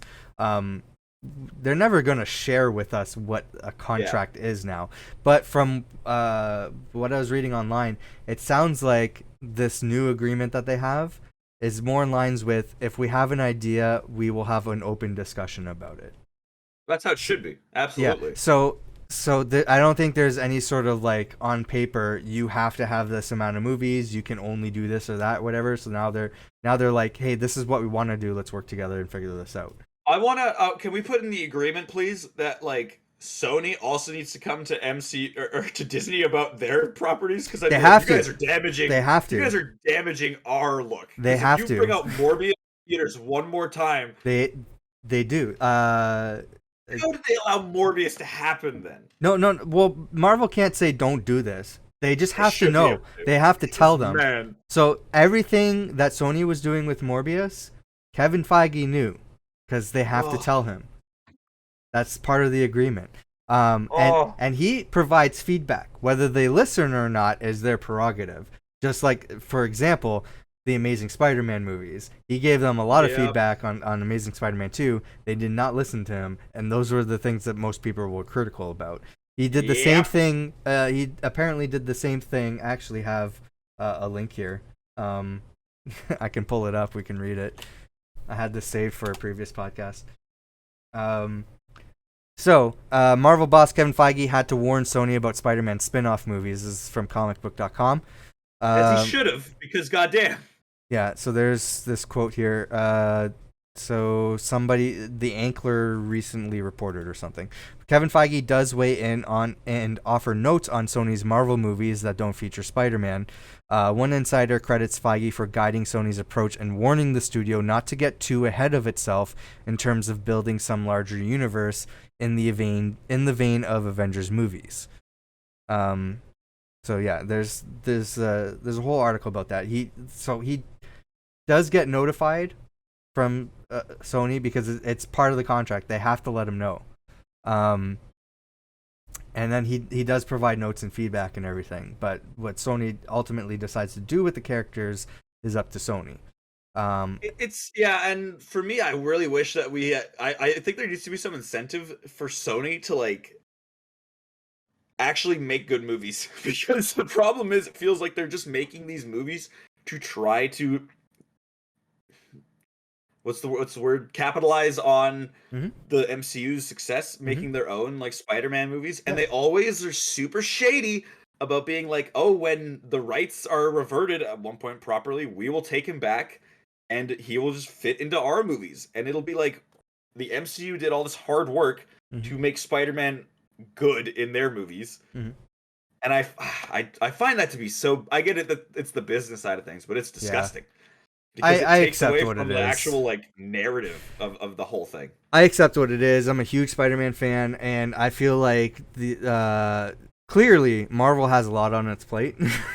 And we're never going to get those fully fleshed out Spider-Man side stories because Spider-Man has a huge breadth of characters and storylines to go through. Huge rogues gallery. Yeah, and you know what? If Marvel is being consulted on for these other Spider-Man movies for Sony, I just kind of accept that, and I'm they just all down for kind of listening. suck is the problem. Like I did not hate Morbius. You didn't hate Oh man. We got into crazy. We got into that discussion on a previous podcast, so really I'm not gonna rehash that. Yeah, I didn't hate go it. Into it. I'm fine with. There's probably never going to be another Morbius movie because it bombed in theaters twice. They had the brilliant idea to put it back in theaters when it was trending. Imagine thinking that because of memes, your movie is going to do well in theaters. Yeah. Like, so, good lord. So, what did you think of Venom and Venom 2? Like, have you seen those or? I was okay with Venom. I didn't love the movie. I thought it was okay. I hated Venom 2. I thought Venom was like okay. It was like this is like a decent attempt, but like again, I think if it was properly handled by like MCU people, it would have been actually a good movie. Like that's my thing. Like they would get proper care behind it. Sony, it feels like just makes the movies to make the movies and try. Well, I'm gonna tough this. So it seems like Venom 2 was a passion project for Andy Serkis, and he made the movie that he wanted to make. So I don't think there was any sort of studio interference or anything from that, from what I gathered from like interviews and stuff. So I'm like, okay, that's great. He didn't make a movie I liked, and it's just a shame. And I don't know if really you could handle that situation any better. I would never want to watch Venom 2 ever again. It's one movie I'm like I don't need that. Venom as a character is fine. I liked Carnage as a character. I didn't like Cletus Cassidy as a character in that movie. Carnage was cool. Cletus Cassidy not so much. But like I'm a big fan of Venom and Carnage in the comics and stuff like that. So like the vibes are always going to be weird for me. Comment in the chat. I'm hoping Madam Web will be good. Me too. See, I still have hope for the Sony universe. And well, is that going to happen? Like, is that confirmed? Madam Web is happening. They're probably wrapping filming right now because there's a lot of like set photos and everything.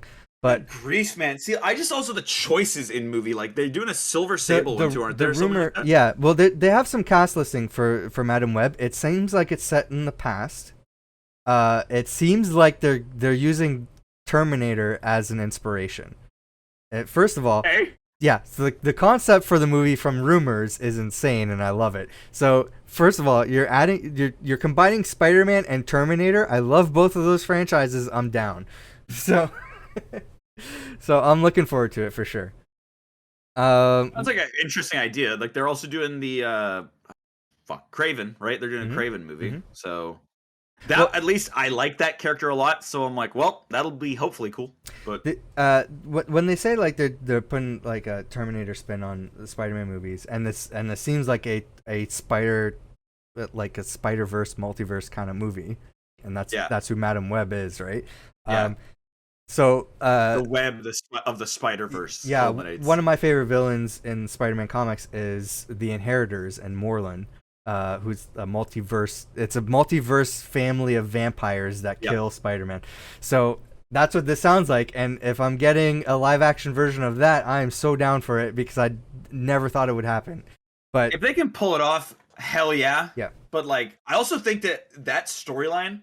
Like it sounds like that would be almost better in like the third movie for Into the Spider-Verse or something like that at that point. You know what I mean? Oh, it might like. I get that that's like a kid movie, but like this movie might be darker. Well, I lost hope on introducing those characters into the Spider-Verse movies because the second movie is using a D-list villain called Spot as the main villain.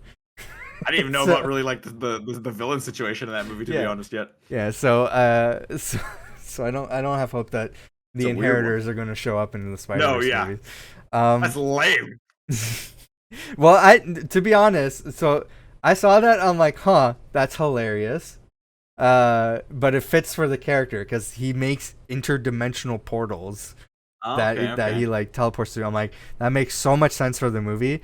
I would have never thought of that character. That character is never given a second thought in the comics.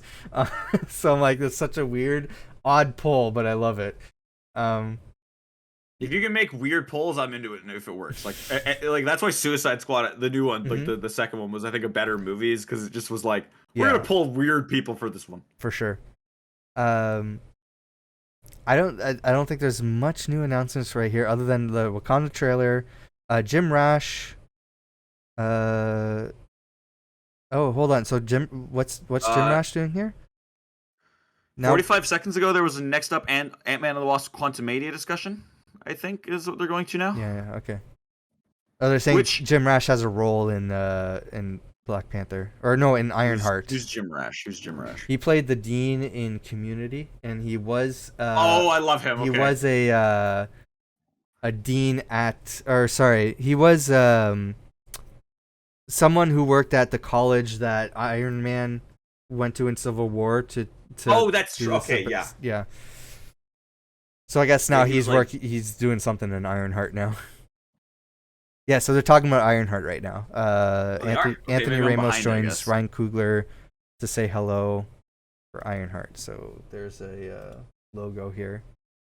Ironheart is one that I'm very much looking forward to. I like the character in the comics. So I'm looking forward to that for sure. Yeah, here we go. That's what I wanted to see. How did I not see this? 9 minutes ago, Marvel Studios just announced Scarlet Witch movie coming in summer 2024. Like, there we go. That's what I'm saying. Like, that's what... Where is that?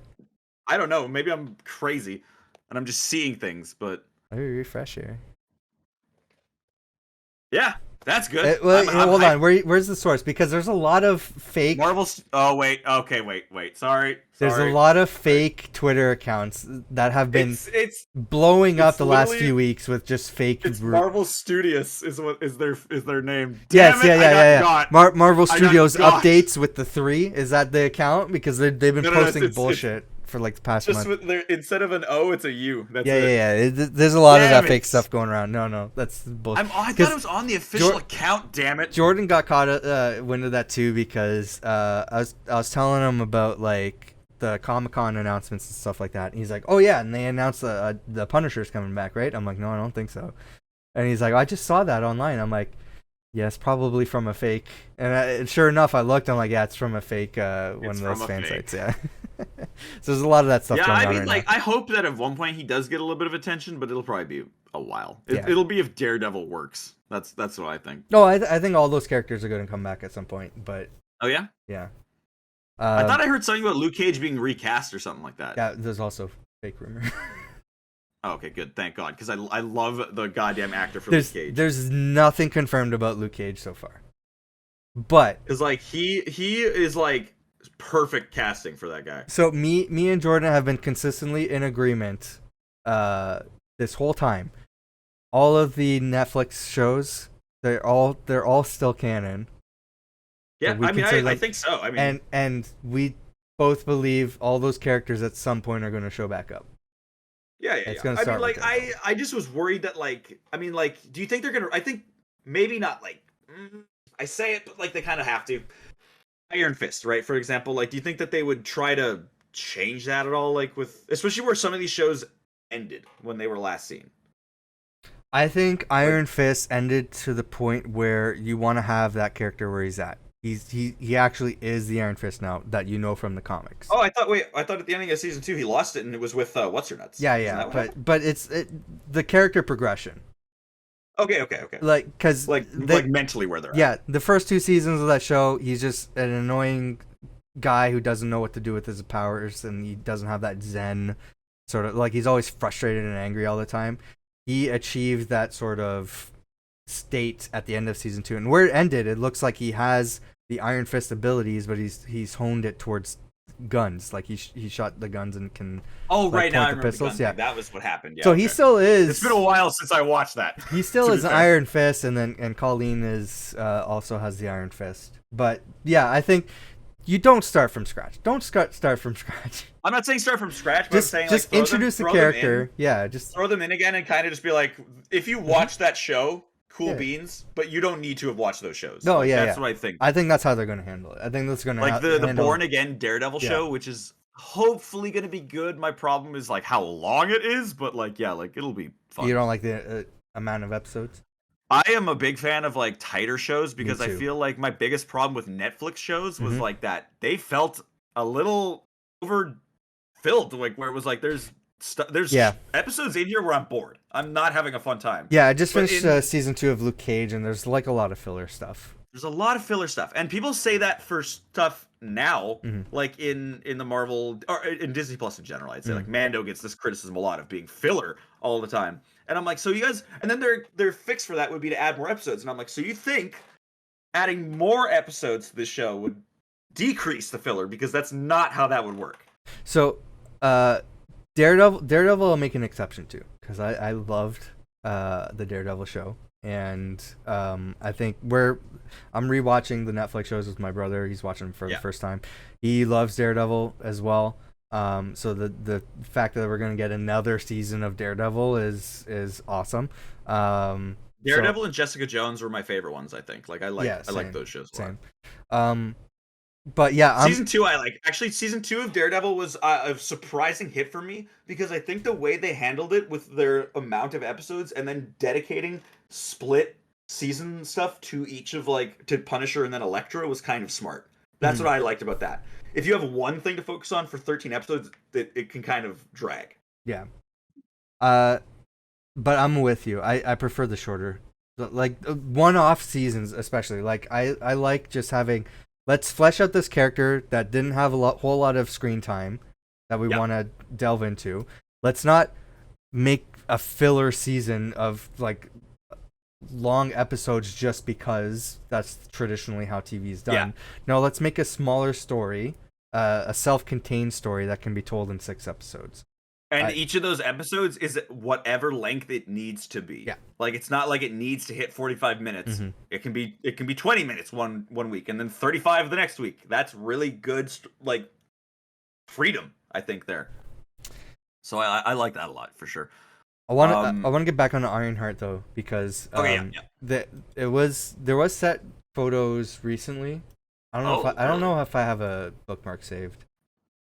I'll look at it. But they're showing off the villain in that show is going to be the Hood. And okay, I did just see that. I didn't know what that was necessarily, but that's a villain, okay? It's one of my favorite Marvel villains. Hood. He was around during the New Avengers time. He's a character where the Kingpin had to leave the country. Like there was a void on who was going to be the Kingpin, and he's like. So that's kind of fit in right now, eh? I don't want to spoil his origin story. He finds this mystical cape that gives him powers. But he's like he comes across it and he's like, I'm going to be the new Kingpin, and nobody takes him seriously, but he eventually gets to the point where he has all of the villains under his control. He's like, you're going to work for me. And we're gonna own this city and the heroes, and we're gonna destroy everyone and take over as the actual crime family or whatever. So what are his powers? Sorry, exactly. Just he has a magic kind cape. Of from the cape. Just from the. But what does that do? Listen. He's not I'm not like this is a really cool character. The character sucks. He's in over his head. He tries to be the crime lord, and he fails miserably all the time. And he has to just kind of visually want to know what's going to be going on. That's my thing. His cape can he can teleport and stuff like that. What I'm seeing in one picture after looking this guy up. Yeah, and if this is in if this is in the show, pardon? He looks like a monster. He looks like a monster. What is that? That's so cool. He's got his under the hood is a goddamn giant mouth. Yeah. If they do that, I love this character. Cool. Like that'd be really cool. He tries to play like this big tough guy, like he has to, but he fails all this time, and I think that's part of the like the good aspect about the character. That's what I like about the character, is that he just sucks at being a villain. But he gets so far in what he's doing. So I've always wanted to see this character on the big screen or the small screen. I wanted to see him as a villain in the Netflix shows. And yeah, so him showing up in Ironheart, I was already excited for Ironheart. I loved Ironheart as a character. I've actually never read anything about Ironheart. So Ironheart is created by Brian Michael Bendis when he was on his run for Iron Man. So the character is Riri Williams. I know that she's a Wakandan? What? Is she Wakandan, or am I thinking of someone else? No, she's American. She is going to be in Black Panther. That's how we're going to be introduced to the character. Okay. So I think it's like some sort of like student exchange thing or whatever. Oh, okay, that'd be cool. She's a very brilliant character. She I know that she's had some tragedy in her life. She's a very young kid. She's had friends and family members that are killed from gun violence. And she sort of, to distract herself, she like tinkers and like builds stuff. There's a point in the Iron Man comics where Tony like downloads his consciousness into an AI, and then she like teams up with that AI, and that AI is kind of like mentoring her as if like Tony Stark's mentoring her. I don't know how they're going to handle that in the MCU. Do you think maybe a voice role? Possibly. Maybe. I think that'd be dope. Possibly. I think if we get that to kind of bring back Robert Downey Jr. in at least some kind of like cool way. I can tell you right now, the fan base, at least a portion, the very loud, angry part of the fan base, would react to that very negatively. I know that Robert Downey Jr. has talked about his interest in Ironheart in the past many years ago. So I think like if he was to return, because it sounds like he's like, my character's dead, we're done with it, there's the perfect send off. But I feel like if he is to return, it might be for this role. I would believe, it would be a very good role to do it on. To be fair, wait, okay, so this is what's coming out first again. Sorry, when's her show coming out? That's probably I don't know. I have to look at the movie. She's appearing in the movie, right? Like she's appearing in Wakanda, Black Panther: Wakanda Forever. And then and then she's probably going to be in Armor Wars, which I hope we get some sort of talk about today or something. Like hopefully. Right now they're announcing. So they're showing Ant-Man and the Wasp: Quantumania. IGN says we just watched an exclusive clip from Ant-Man and the Wasp: Quantumania, which shows a tense conversation between Ant-Man and Kang, and it looked amazing. God damn, like that's my thing with this movie, is that like I'm okay with it, but it's so crazy to me that the big step forward wasn't in Multiverse of Madness. It'll be in Ant-Man and the Wasp: Quantumania. Here we go. Finally confirm. Werewolf by Night. I've been waiting for this. Go. Yeah, right before Halloween. Like, wow. Where was this announcement? Like they waited till the last minute to make this announcement. They were like, and remember that like scary thing? It's coming. Yeah. This is the director. Who is it? Who is directing it? Michael Giacchino. Why do I know that? I'm looking that up right now. Yeah, so they're doing Werewolf by Night, finally confirmed. There's new footage of Ironheart. I think that might have wrapped filming. I think. Ironheart debuts the show's first footage.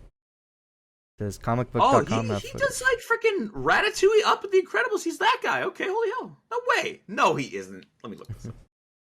Oh, he's a composer. Oh, so he's doing the music?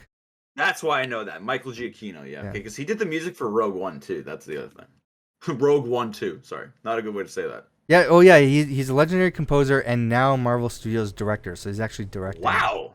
Yeah. Is this his, like, is it directorial debut? Is that what it says, or? I guess so. That's crazy, man. Okay, and we got leads instead. Gail Garcia Bernal and Laura Donnelly are the leads of Werewolf by Night. Cool. Dominique Thorne was on stage talking, apparently to comicbook.com, talking about Ironheart. She says, I was at home in Delaware and got a call asking if I would like to play this role. It was the best phone call I could have ever received. I was so shocked, in fact, that there was a considerable lag in the conversation. I was waiting for them to say, like, oh, we'll send you the slides or get your tape over to us, but there was none of that. It was just like, would you like to do this? It was probably the most unique experience I've ever had because there's no audition at all. Wow. She says, for me, at this point, it's really about the story. That's what many of us who enter this profession think. What draws you in is the ability to tell stories that mean something to people. In high school, the motto was to empathize, to empower, or to educate. So that is what I will still abide by today. So hopefully I'm involved in a story that is doing that. There are real people with real stories and real emotions at the center of it. Even if it's not my experience or your experience, it allows somebody the opportunity to be changed, the opportunity to have their mind expanded or get educated in a new way. I think that's one of the most beautiful and powerful things that this form is capable of. Well, exactly. That's what we were saying with Miss Marvel as well, where it's like if these shows can like show you a different experience than your own, I feel like that's already a cool thing. That's already something worth watching. There's a poster that is a dope poster. Yeah. I think. Wait, what is this? Is this just a short? Or what is it? It's a. Yeah, it's a special, like a 30-minute. It's a special, yeah. So okay. Disney Plus special. It's gonna be like Guardians of the Galaxy holiday special.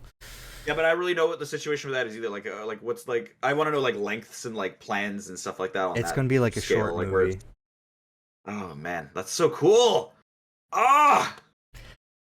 I think I was actually really worried because you were bringing it up yesterday and stuff. Like you were like, "This is maybe gonna just get axed," and I'm like, "I hope not." Like, that's cool.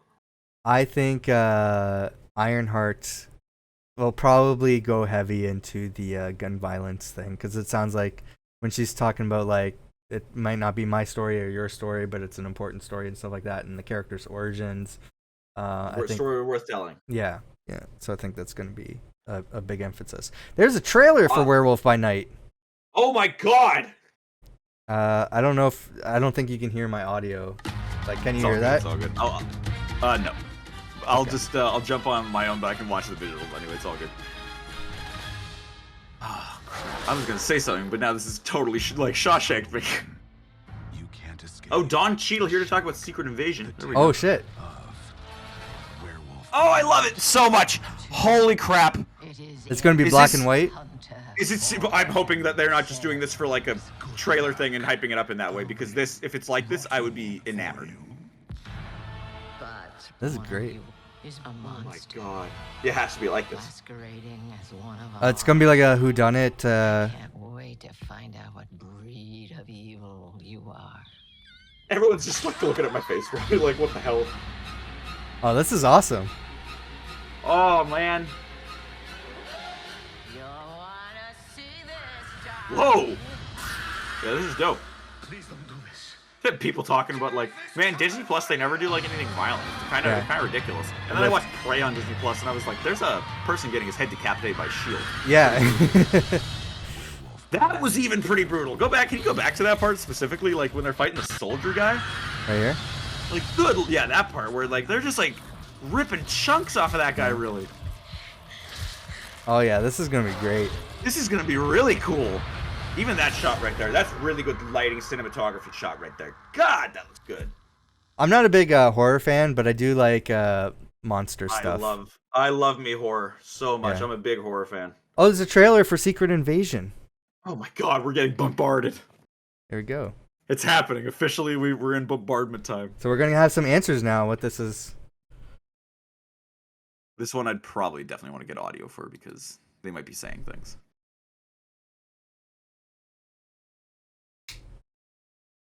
It's the Mothman. I don't know if anyone saw that movie. Oh, it's like alien leaving the ship? Or yeah. Oh my god. I don't know why that freaked me out so much. Oh!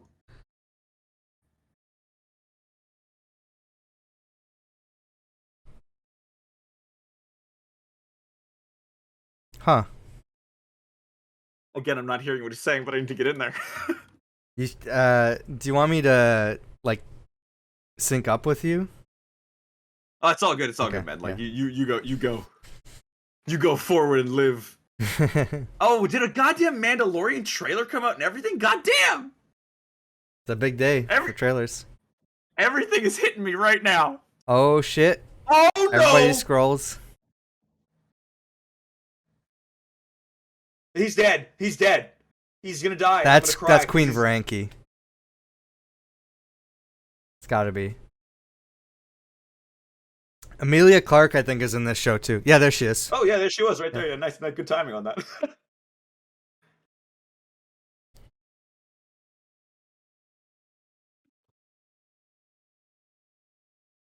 Yeah, so Skrulls are the bad guys now. Okay. Was that Rowan Atkinson? Yeah. That was I missed him earlier. I think so. That looked a lot like Rowan Atkinson if it wasn't.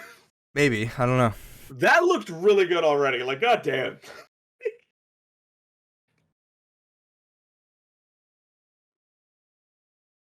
Awesome. Okay, so somehow Skrulls became the bad guys. Sorry, 1 second. Okay. Just had an alarm go off. My bad. Yeah, I mean, I guess that's what we were just talking about, where it's like, realistically, in the 30 years, maybe a sect has happened where they want different... Like, because maybe, like, I wish we had a better situation with Sword and understanding what's going on with that. Mm-hmm. Because we saw Skrulls on the ship with Nick Fury, so I imagine there are still some loyalists.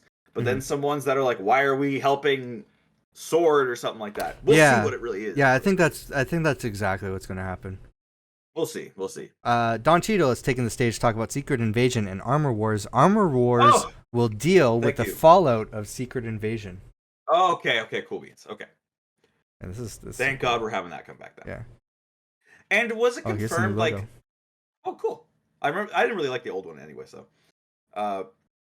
what is Sam Rockwell going to be in that as what's his name? Oh, you know what? I don't remember if that was an announcement or not. I thought they said that, and because I want him to kind of come back. I feel like we should get him back. Wait, Ubisoft Forward is here. Isn't that for another hour? Uh-oh. I might have to delay my reaction.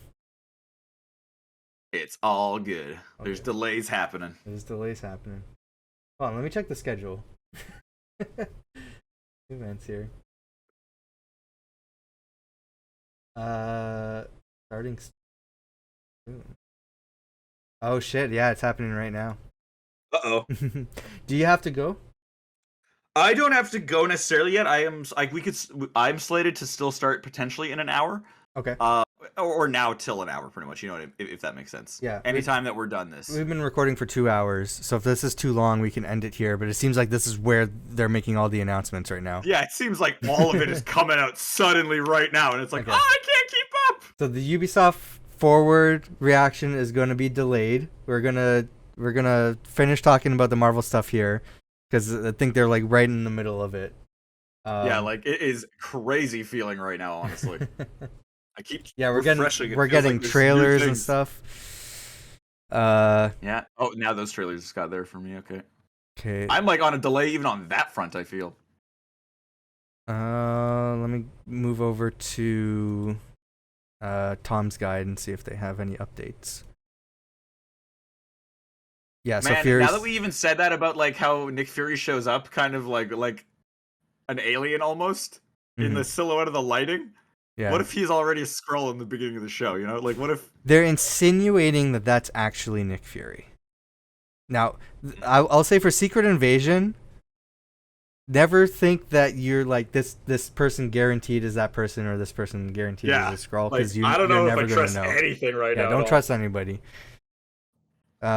Special presentation? What was this? Because that was in the comics. I don't know if you've read the Secret Invasion comics. They were pretty great. I just got cliff notes and stuff. I watch a lot of it on YouTube, like for like replay stuff. Yeah, I have no idea what's going to happen in this show. I don't think they're going to follow the comics directly. It's no. They never really do, and they usually do their little either improvements or like decreases in certain ways. Definitely a lot of inspirations come from the comics, but like if you look at stuff like Civil War, Age of Ultron, they just basically use the titles and then make their own story. Yeah, so. They use the titles and their character that is associated. I feel like it was funny when Age of Ultron was announced because that comic had like just happened like I think a year or two before that. Yeah, but it had nothing to do with the movie. Yeah, it was just a really good name that they were like, Age of Ultron is actually a pretty cool name. Because the comic book kind of sucked. Time travel. Yeah, it was a really bad time comic. Travel and madness. It had huge ripple effects for the comics though, because it was like they like broke open a rift in time. That's how they introduced Angela from Image, right? Yeah, from Image, and introduced her as a character in as Thor's sister. Is that still a thing, or is that not a thing? Yes, Thor's sister. That's awesome. I love that. And then she became a Guardian of the Galaxy. Hell yeah. That's the thing about Guardians of the Galaxy that I want to have change. I think we were talking about this slightly yesterday, but like it'd be nice to see a roster shakeup in like a crazy way, like where characters that are on Earth right now are like, I want to go to the galaxy. Someone is in Loki season 2. Who is it? Let's see. Quan. I don't know if I'm saying that wrong. I'm probably saying that wrong. Quan. I think Loki season 2 just wrapped filming. Another one that I'm also shocked. Oh, is he from? He's Everything Everywhere All at Once. Okay. Oh, he's the guy from Indie. Oh my God, he's Short Round. Oh yeah. That's amazing. I think I heard about that actually. Yeah, like this guy hadn't did since he was in the Goonies and Indiana Jones: The Temple of Doom, until like just bam happening happening again. Where he's like, I'm gonna be in Finding Ohana and Everything Everywhere All at Once. Like, let's just go. So does he work for the TVA? That's a question. I'm gonna get Ubisoft. I'm just realizing now I'm gonna get Ubisoft spoilers because they're gonna show up in the exact same feed. Yeah. My thing with that is like I was already kind of weirded out by them being so confident that they wanted Loki to be a 2-season show, that like because everything else was like, oh, we're just doing one off, to then get like, oh yeah, Loki's gonna get a season 2 for sure, was kind of weird because I think it ended in a place where you would naturally just like we're saying, you would naturally just progress to Kang's situation. You know what I mean? But it's interesting to see that we're gonna get a little bit of. Because when does this come out? This comes out after Ant-Man, right? Yeah, this would come because Ant-Man starts phase 5. I think it's February or something like that they want Ant-Man to come out. February or March. Yeah, so it comes out. So whenever this show comes out, is going to be dealing with maybe some slight repercussions of that or something, but we'll see. Because I did like how the season ended. It was really like, whoa. Yeah, that was a great. I wasn't even looking forward to Loki, but that show surprised me. It was really good. It was a sleeper hit for sure. I enjoyed it. I think my favorite part of that show was I can't remember his actor's name, but old Loki. Glorious Purpose, man. His going out in that show was amazing. Like Ride of the Valkyries in the background and everything. Oh. I think that is my third favorite show. Yeah, it's definitely up there with me too. Because I would say for me it's probably Miss Marvel, WandaVision, Loki. For me, it's Miss Marvel, Moon Knight, and Loki. I think. Like Moon Knight was a really good show for me. Moon Knight was really. I got what I wanted out of Moon Knight. As a big fan of like the Marvel Now run of Moon Knight, that hit all the beats that I wanted it to. It was just that I think Miss Marvel. I'm a fan of Miss Marvel as a character. I really like what they did with the show, so that's why that's up there for me. WandaVision was just so creatively different, and I was hooked on it and all the mystery and everything. And being a fan of, having grown up, watched a lot of those sitcoms and everything and that they were referencing. I thought was really well done. And then that was also just like a great part of that show in general was like that it literally switched every episode. Like that in itself creatively was amazing. And then Loki was just a huge surprise for me. Again, it's a show about time travel, so you got me. So that's why those are above Moon Knight for me. But Moon Knight was really well done. I loved Moon Knight. I don't know if it's like slowed down or if they're like, what are they doing right now? So the last update. Oh, here we go.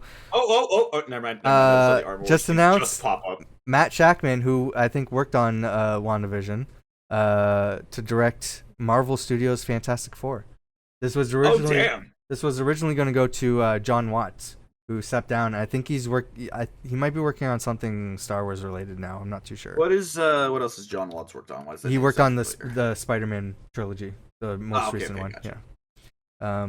So yeah, he was supposed to move on to Fantastic Four, and then they announced that he was stepping down from Fantastic Four, and now Matt Shakman's going to be directing, which I'm fine with. And so, what has he done? Let me see that. I know Star Trek 4. Okay, like a lot of people didn't like that movie. I enjoyed that movie, so I didn't see that one. I think I only saw the first 2 Star Treks. Oh, Kevin Feige confirms. Oh wait, no, I'm tripping balls. I'm thinking of there was only 3. He's making the 4th movie. That hasn't come out yet. Yeah. Never mind then. Never mind. He hasn't made anything I know about, so it's just Spider-Man or just WandaVision, I think. Yeah. Kevin Feige confirms Ant-Man and the Wasp: Quantumania will tie directly to Avengers 4. I think we kind of figured that because when I heard that Kang was in the movie, I was like, yeah, I mean, I hope so.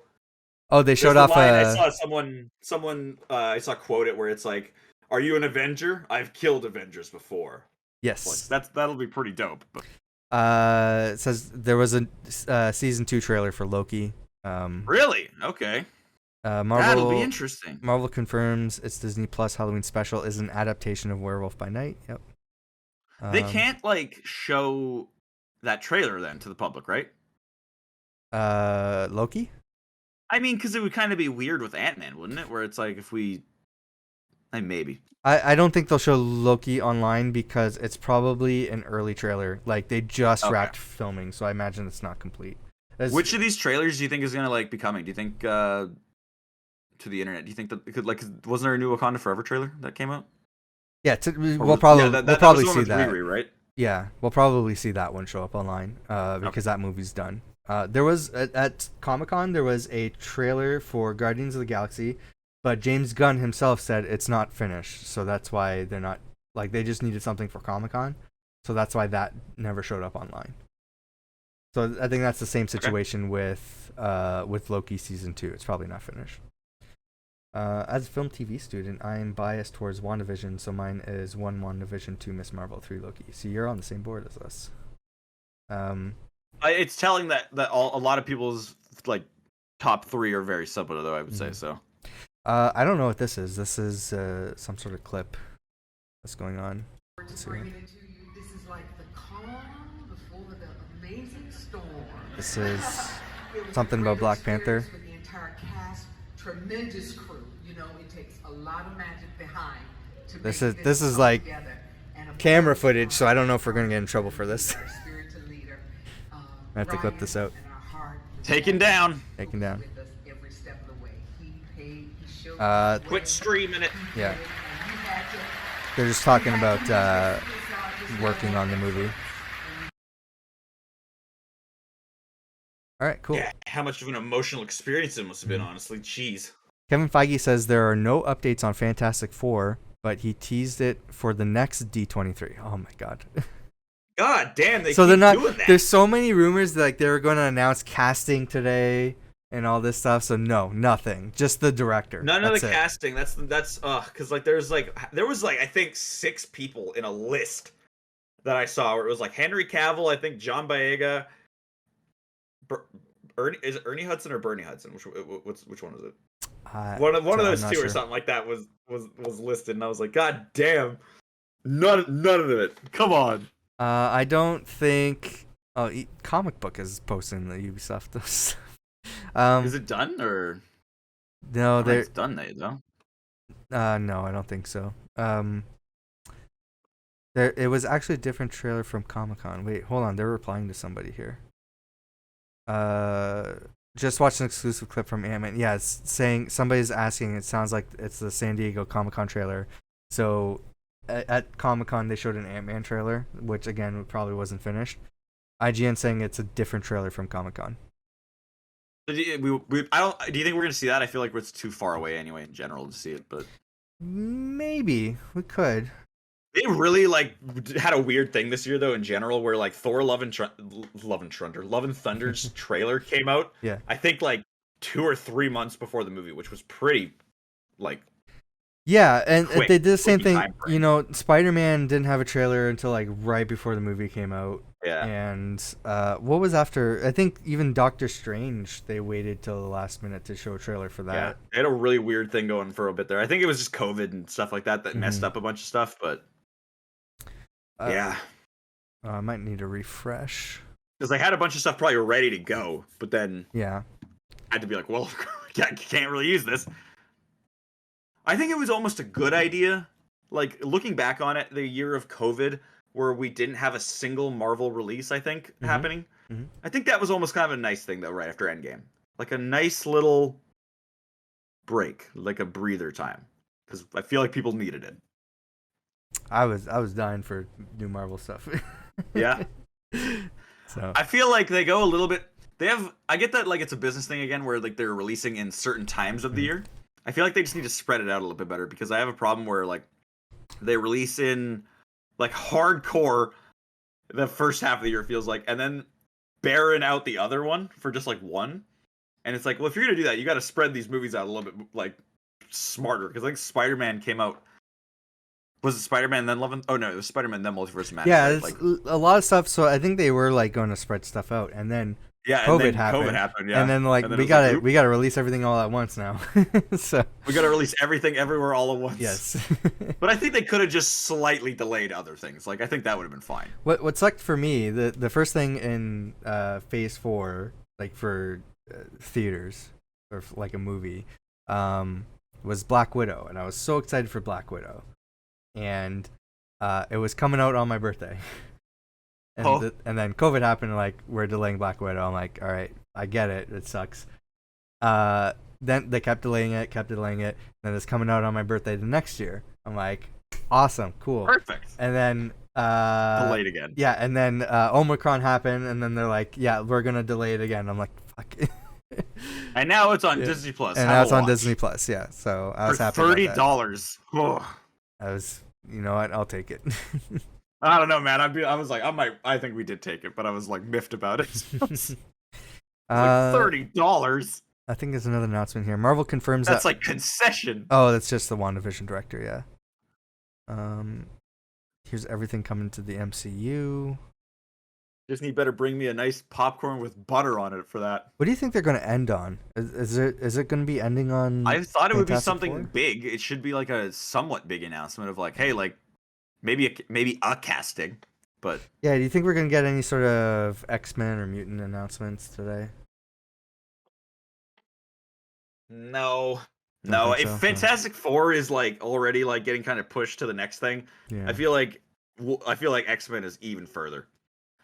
I think that with X-Men, what they should do though is they should really just throw characters that are mutants into the picture subtly first. Anyway, like I think this is stupid of me to think, but it would be really cool if in like the She-Hulk show, if Hulk like returned at the very end, and then just got punched in the face by a random guy, and you're like, "Who's that?" It's Wolverine, and it's coming to fight Hulk in the first time ever, like in the comics, and it's like, what is happening? Everyone cheering in American Sign Language for Marvel Studios Echo. So we'll probably see a trailer for that soon. That's I'm gonna have a hard meh on that. I'm sorry. Vincent D'Onofrio. That's cool. He's cool, but So he's That Echo clearly show- not dead. I mean, maybe it's just flashbacks or something.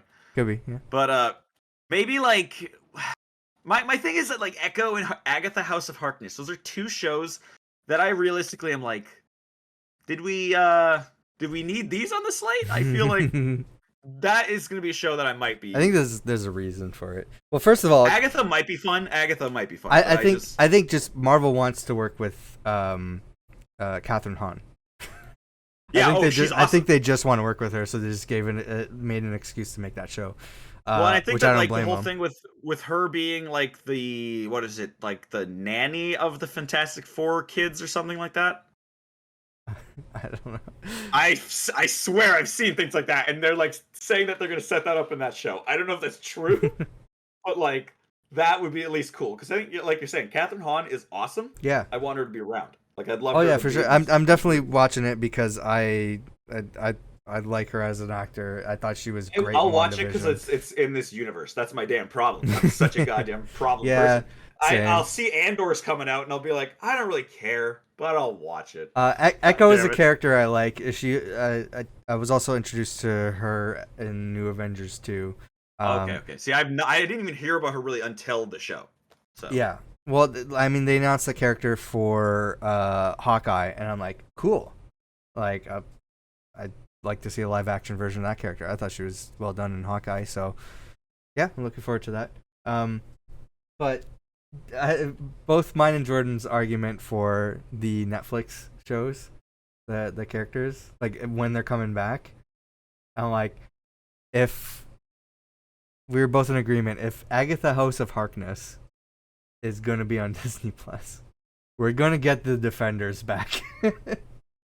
Yeah, I think we should. I like realistically, yeah. If she's getting a goddamn show, Yeah. bring all these other people back. Poor goddamn Luke Cage is stuck in his club on the second floor yeah, of the window. I hate it. Down, I okay? just rewatched that ending and I'm like, oh my god, I hated that. I didn't know how to feel about that, and then I got left I on did the not biggest feel cliffhanger ever. I felt. Rewatching the season, on like the episode before that, I'm like, that would have been the perfect way to end it. Yeah. Cause I'm like, that's a perfect ending. And then the next episode happened, and I'm like, why is he like the king of crime in Harlem now? Like, what is going on? Because of really like weird choices in the show. He Like, that's he also really what- said he was going to burn the place down, and then he didn't. Yeah. He's Yeah. the head of the club. I'm like, oh my god. really here want we to know go. where that was gonna go. Daredevil Born Oh. Again. Did you get a trailer?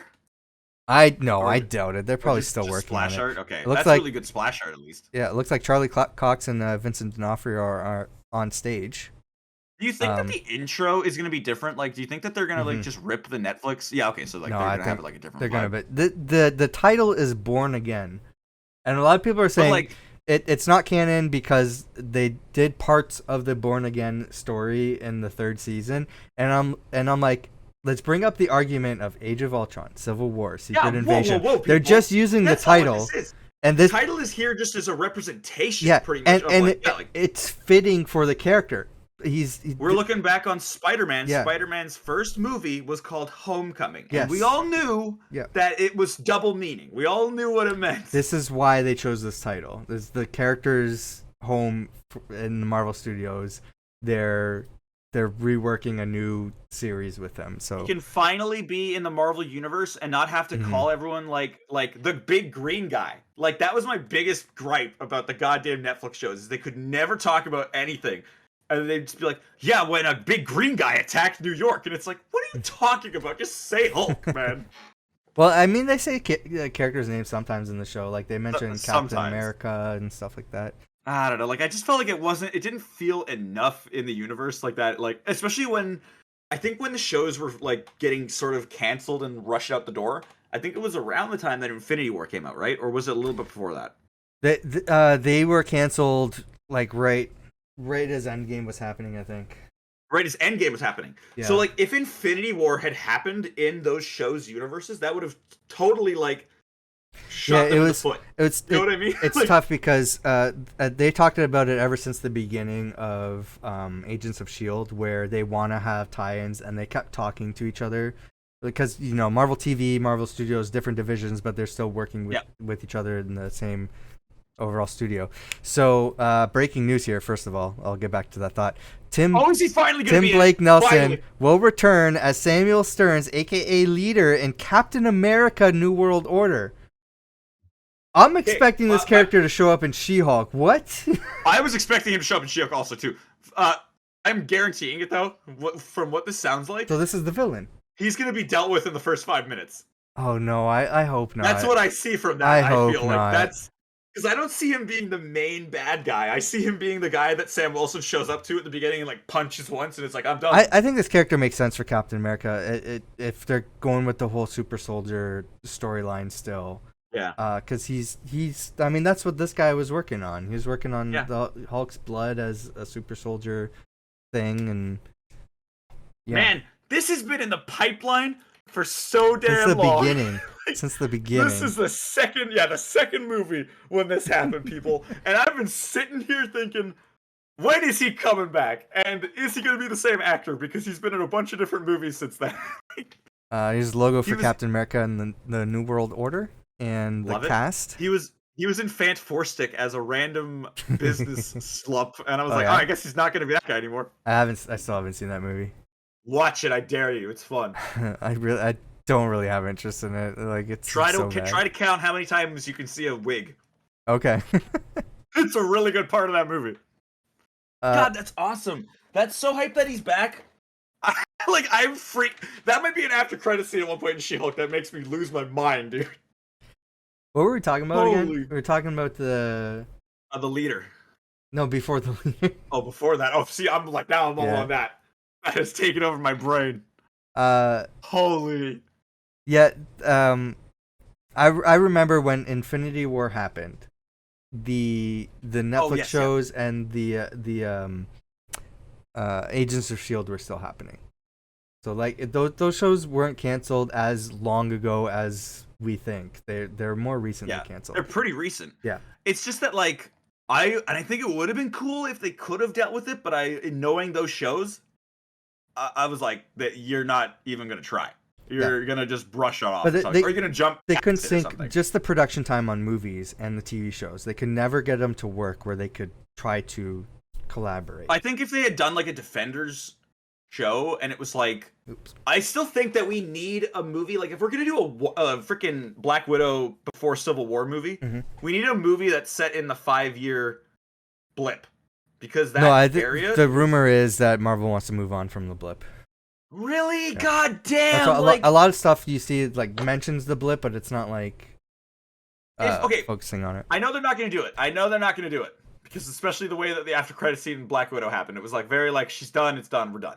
If we did a Black Widow 2, it could seriously take place in that 5-year time frame and be awesome. Because there probably was so much shit happening, like so much drama in the world at that time. Like little villains of their own were probably rising up and doing things like. The rumor was that Secret Invasion was going to take place during the blip.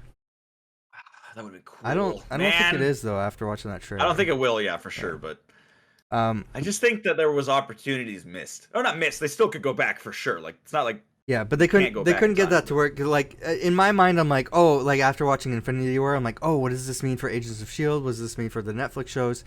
They never got to that point, and it's upsetting, but it does make sense from what they were talking about from the beginning with Agents of S.H.I.E.L.D. They can, like Marvel Studios can say, hey, this is what we have coming up.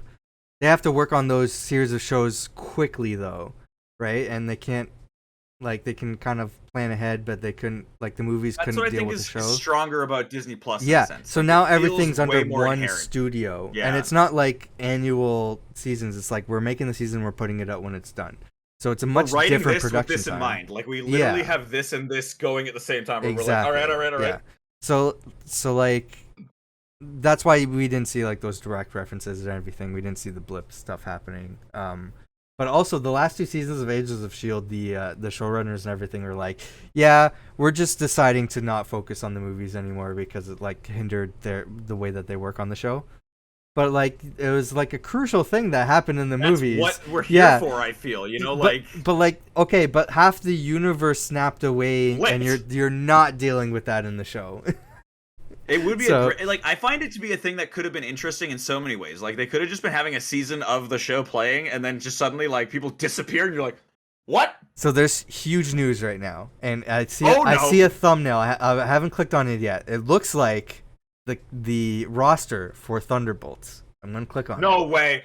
No way.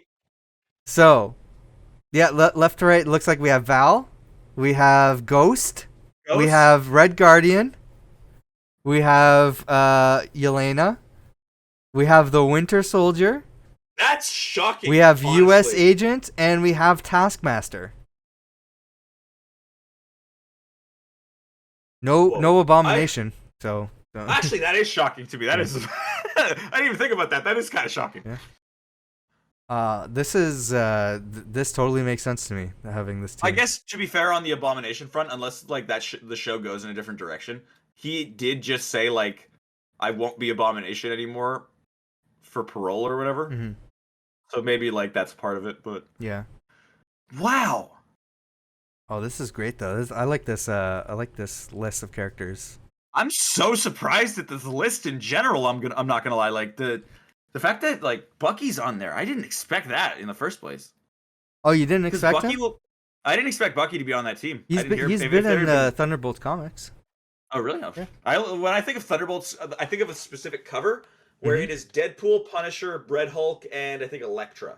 Yeah, that's one part of this. I remember that era of comics. So I read during the Civil War, Secret Invasion, Dark Avengers run, which was Mac Gargan, the Scorpion, as Venom. Yep. He had the Venom symbiote at that time. He had the weird Venom where it was you could see his eyes, right? Yeah. Wasn't that his thing? Yeah, I didn't like there that was Norman Osborn as the Iron Patriot.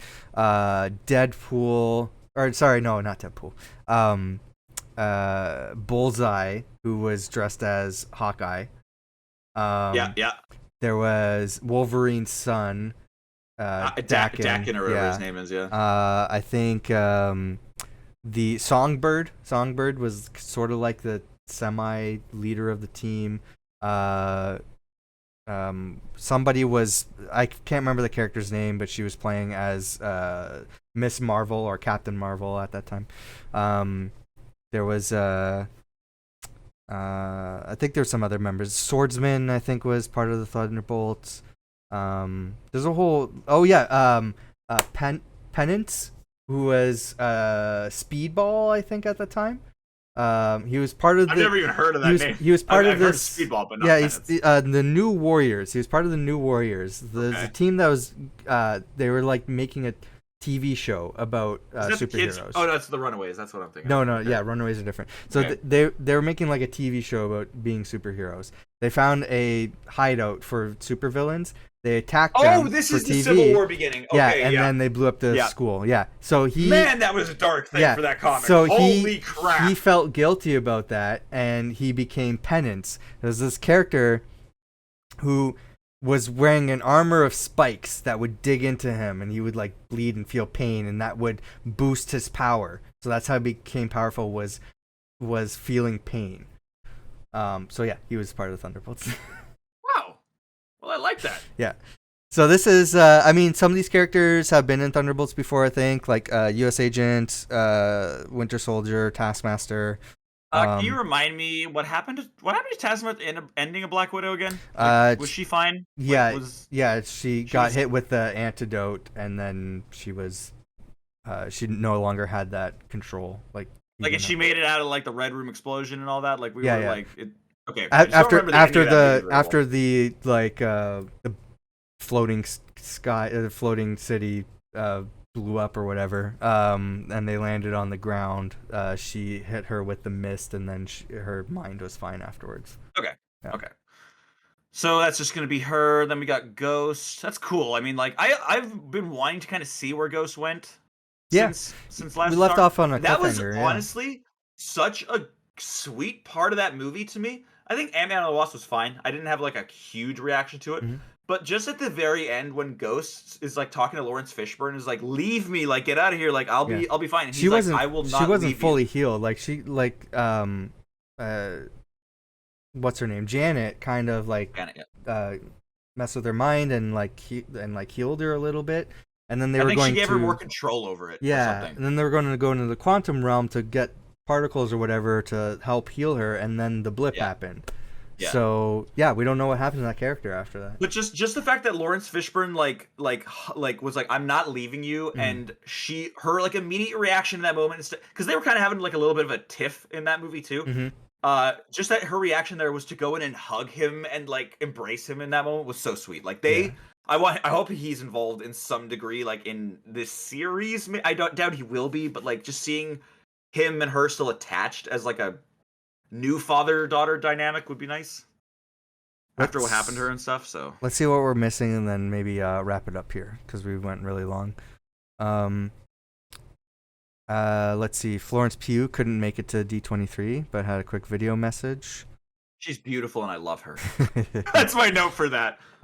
Yeah, the Thunderbolts are Julia Louis-Dreyfus, David Harbour, Hannah John. I'm also Connor. shocked about that casting. Like, casting, but like choice, I guess, because I didn't think that they would have someone who is already sort of attached to Yelena like that in the group.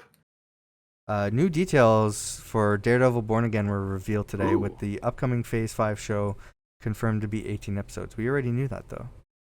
Oh my god, I also just totally forgot that he's going to appear in She-Hulk. Yeah. Like, yeah. My brain just farted for a there's second. There's a mid-season teaser for She-Hulk that shows us more of Daredevil. That also goes back to her talking about, like this isn't going to be a cameo of the week kind of show, and it's like Daredevil's literally going to show up soon, so...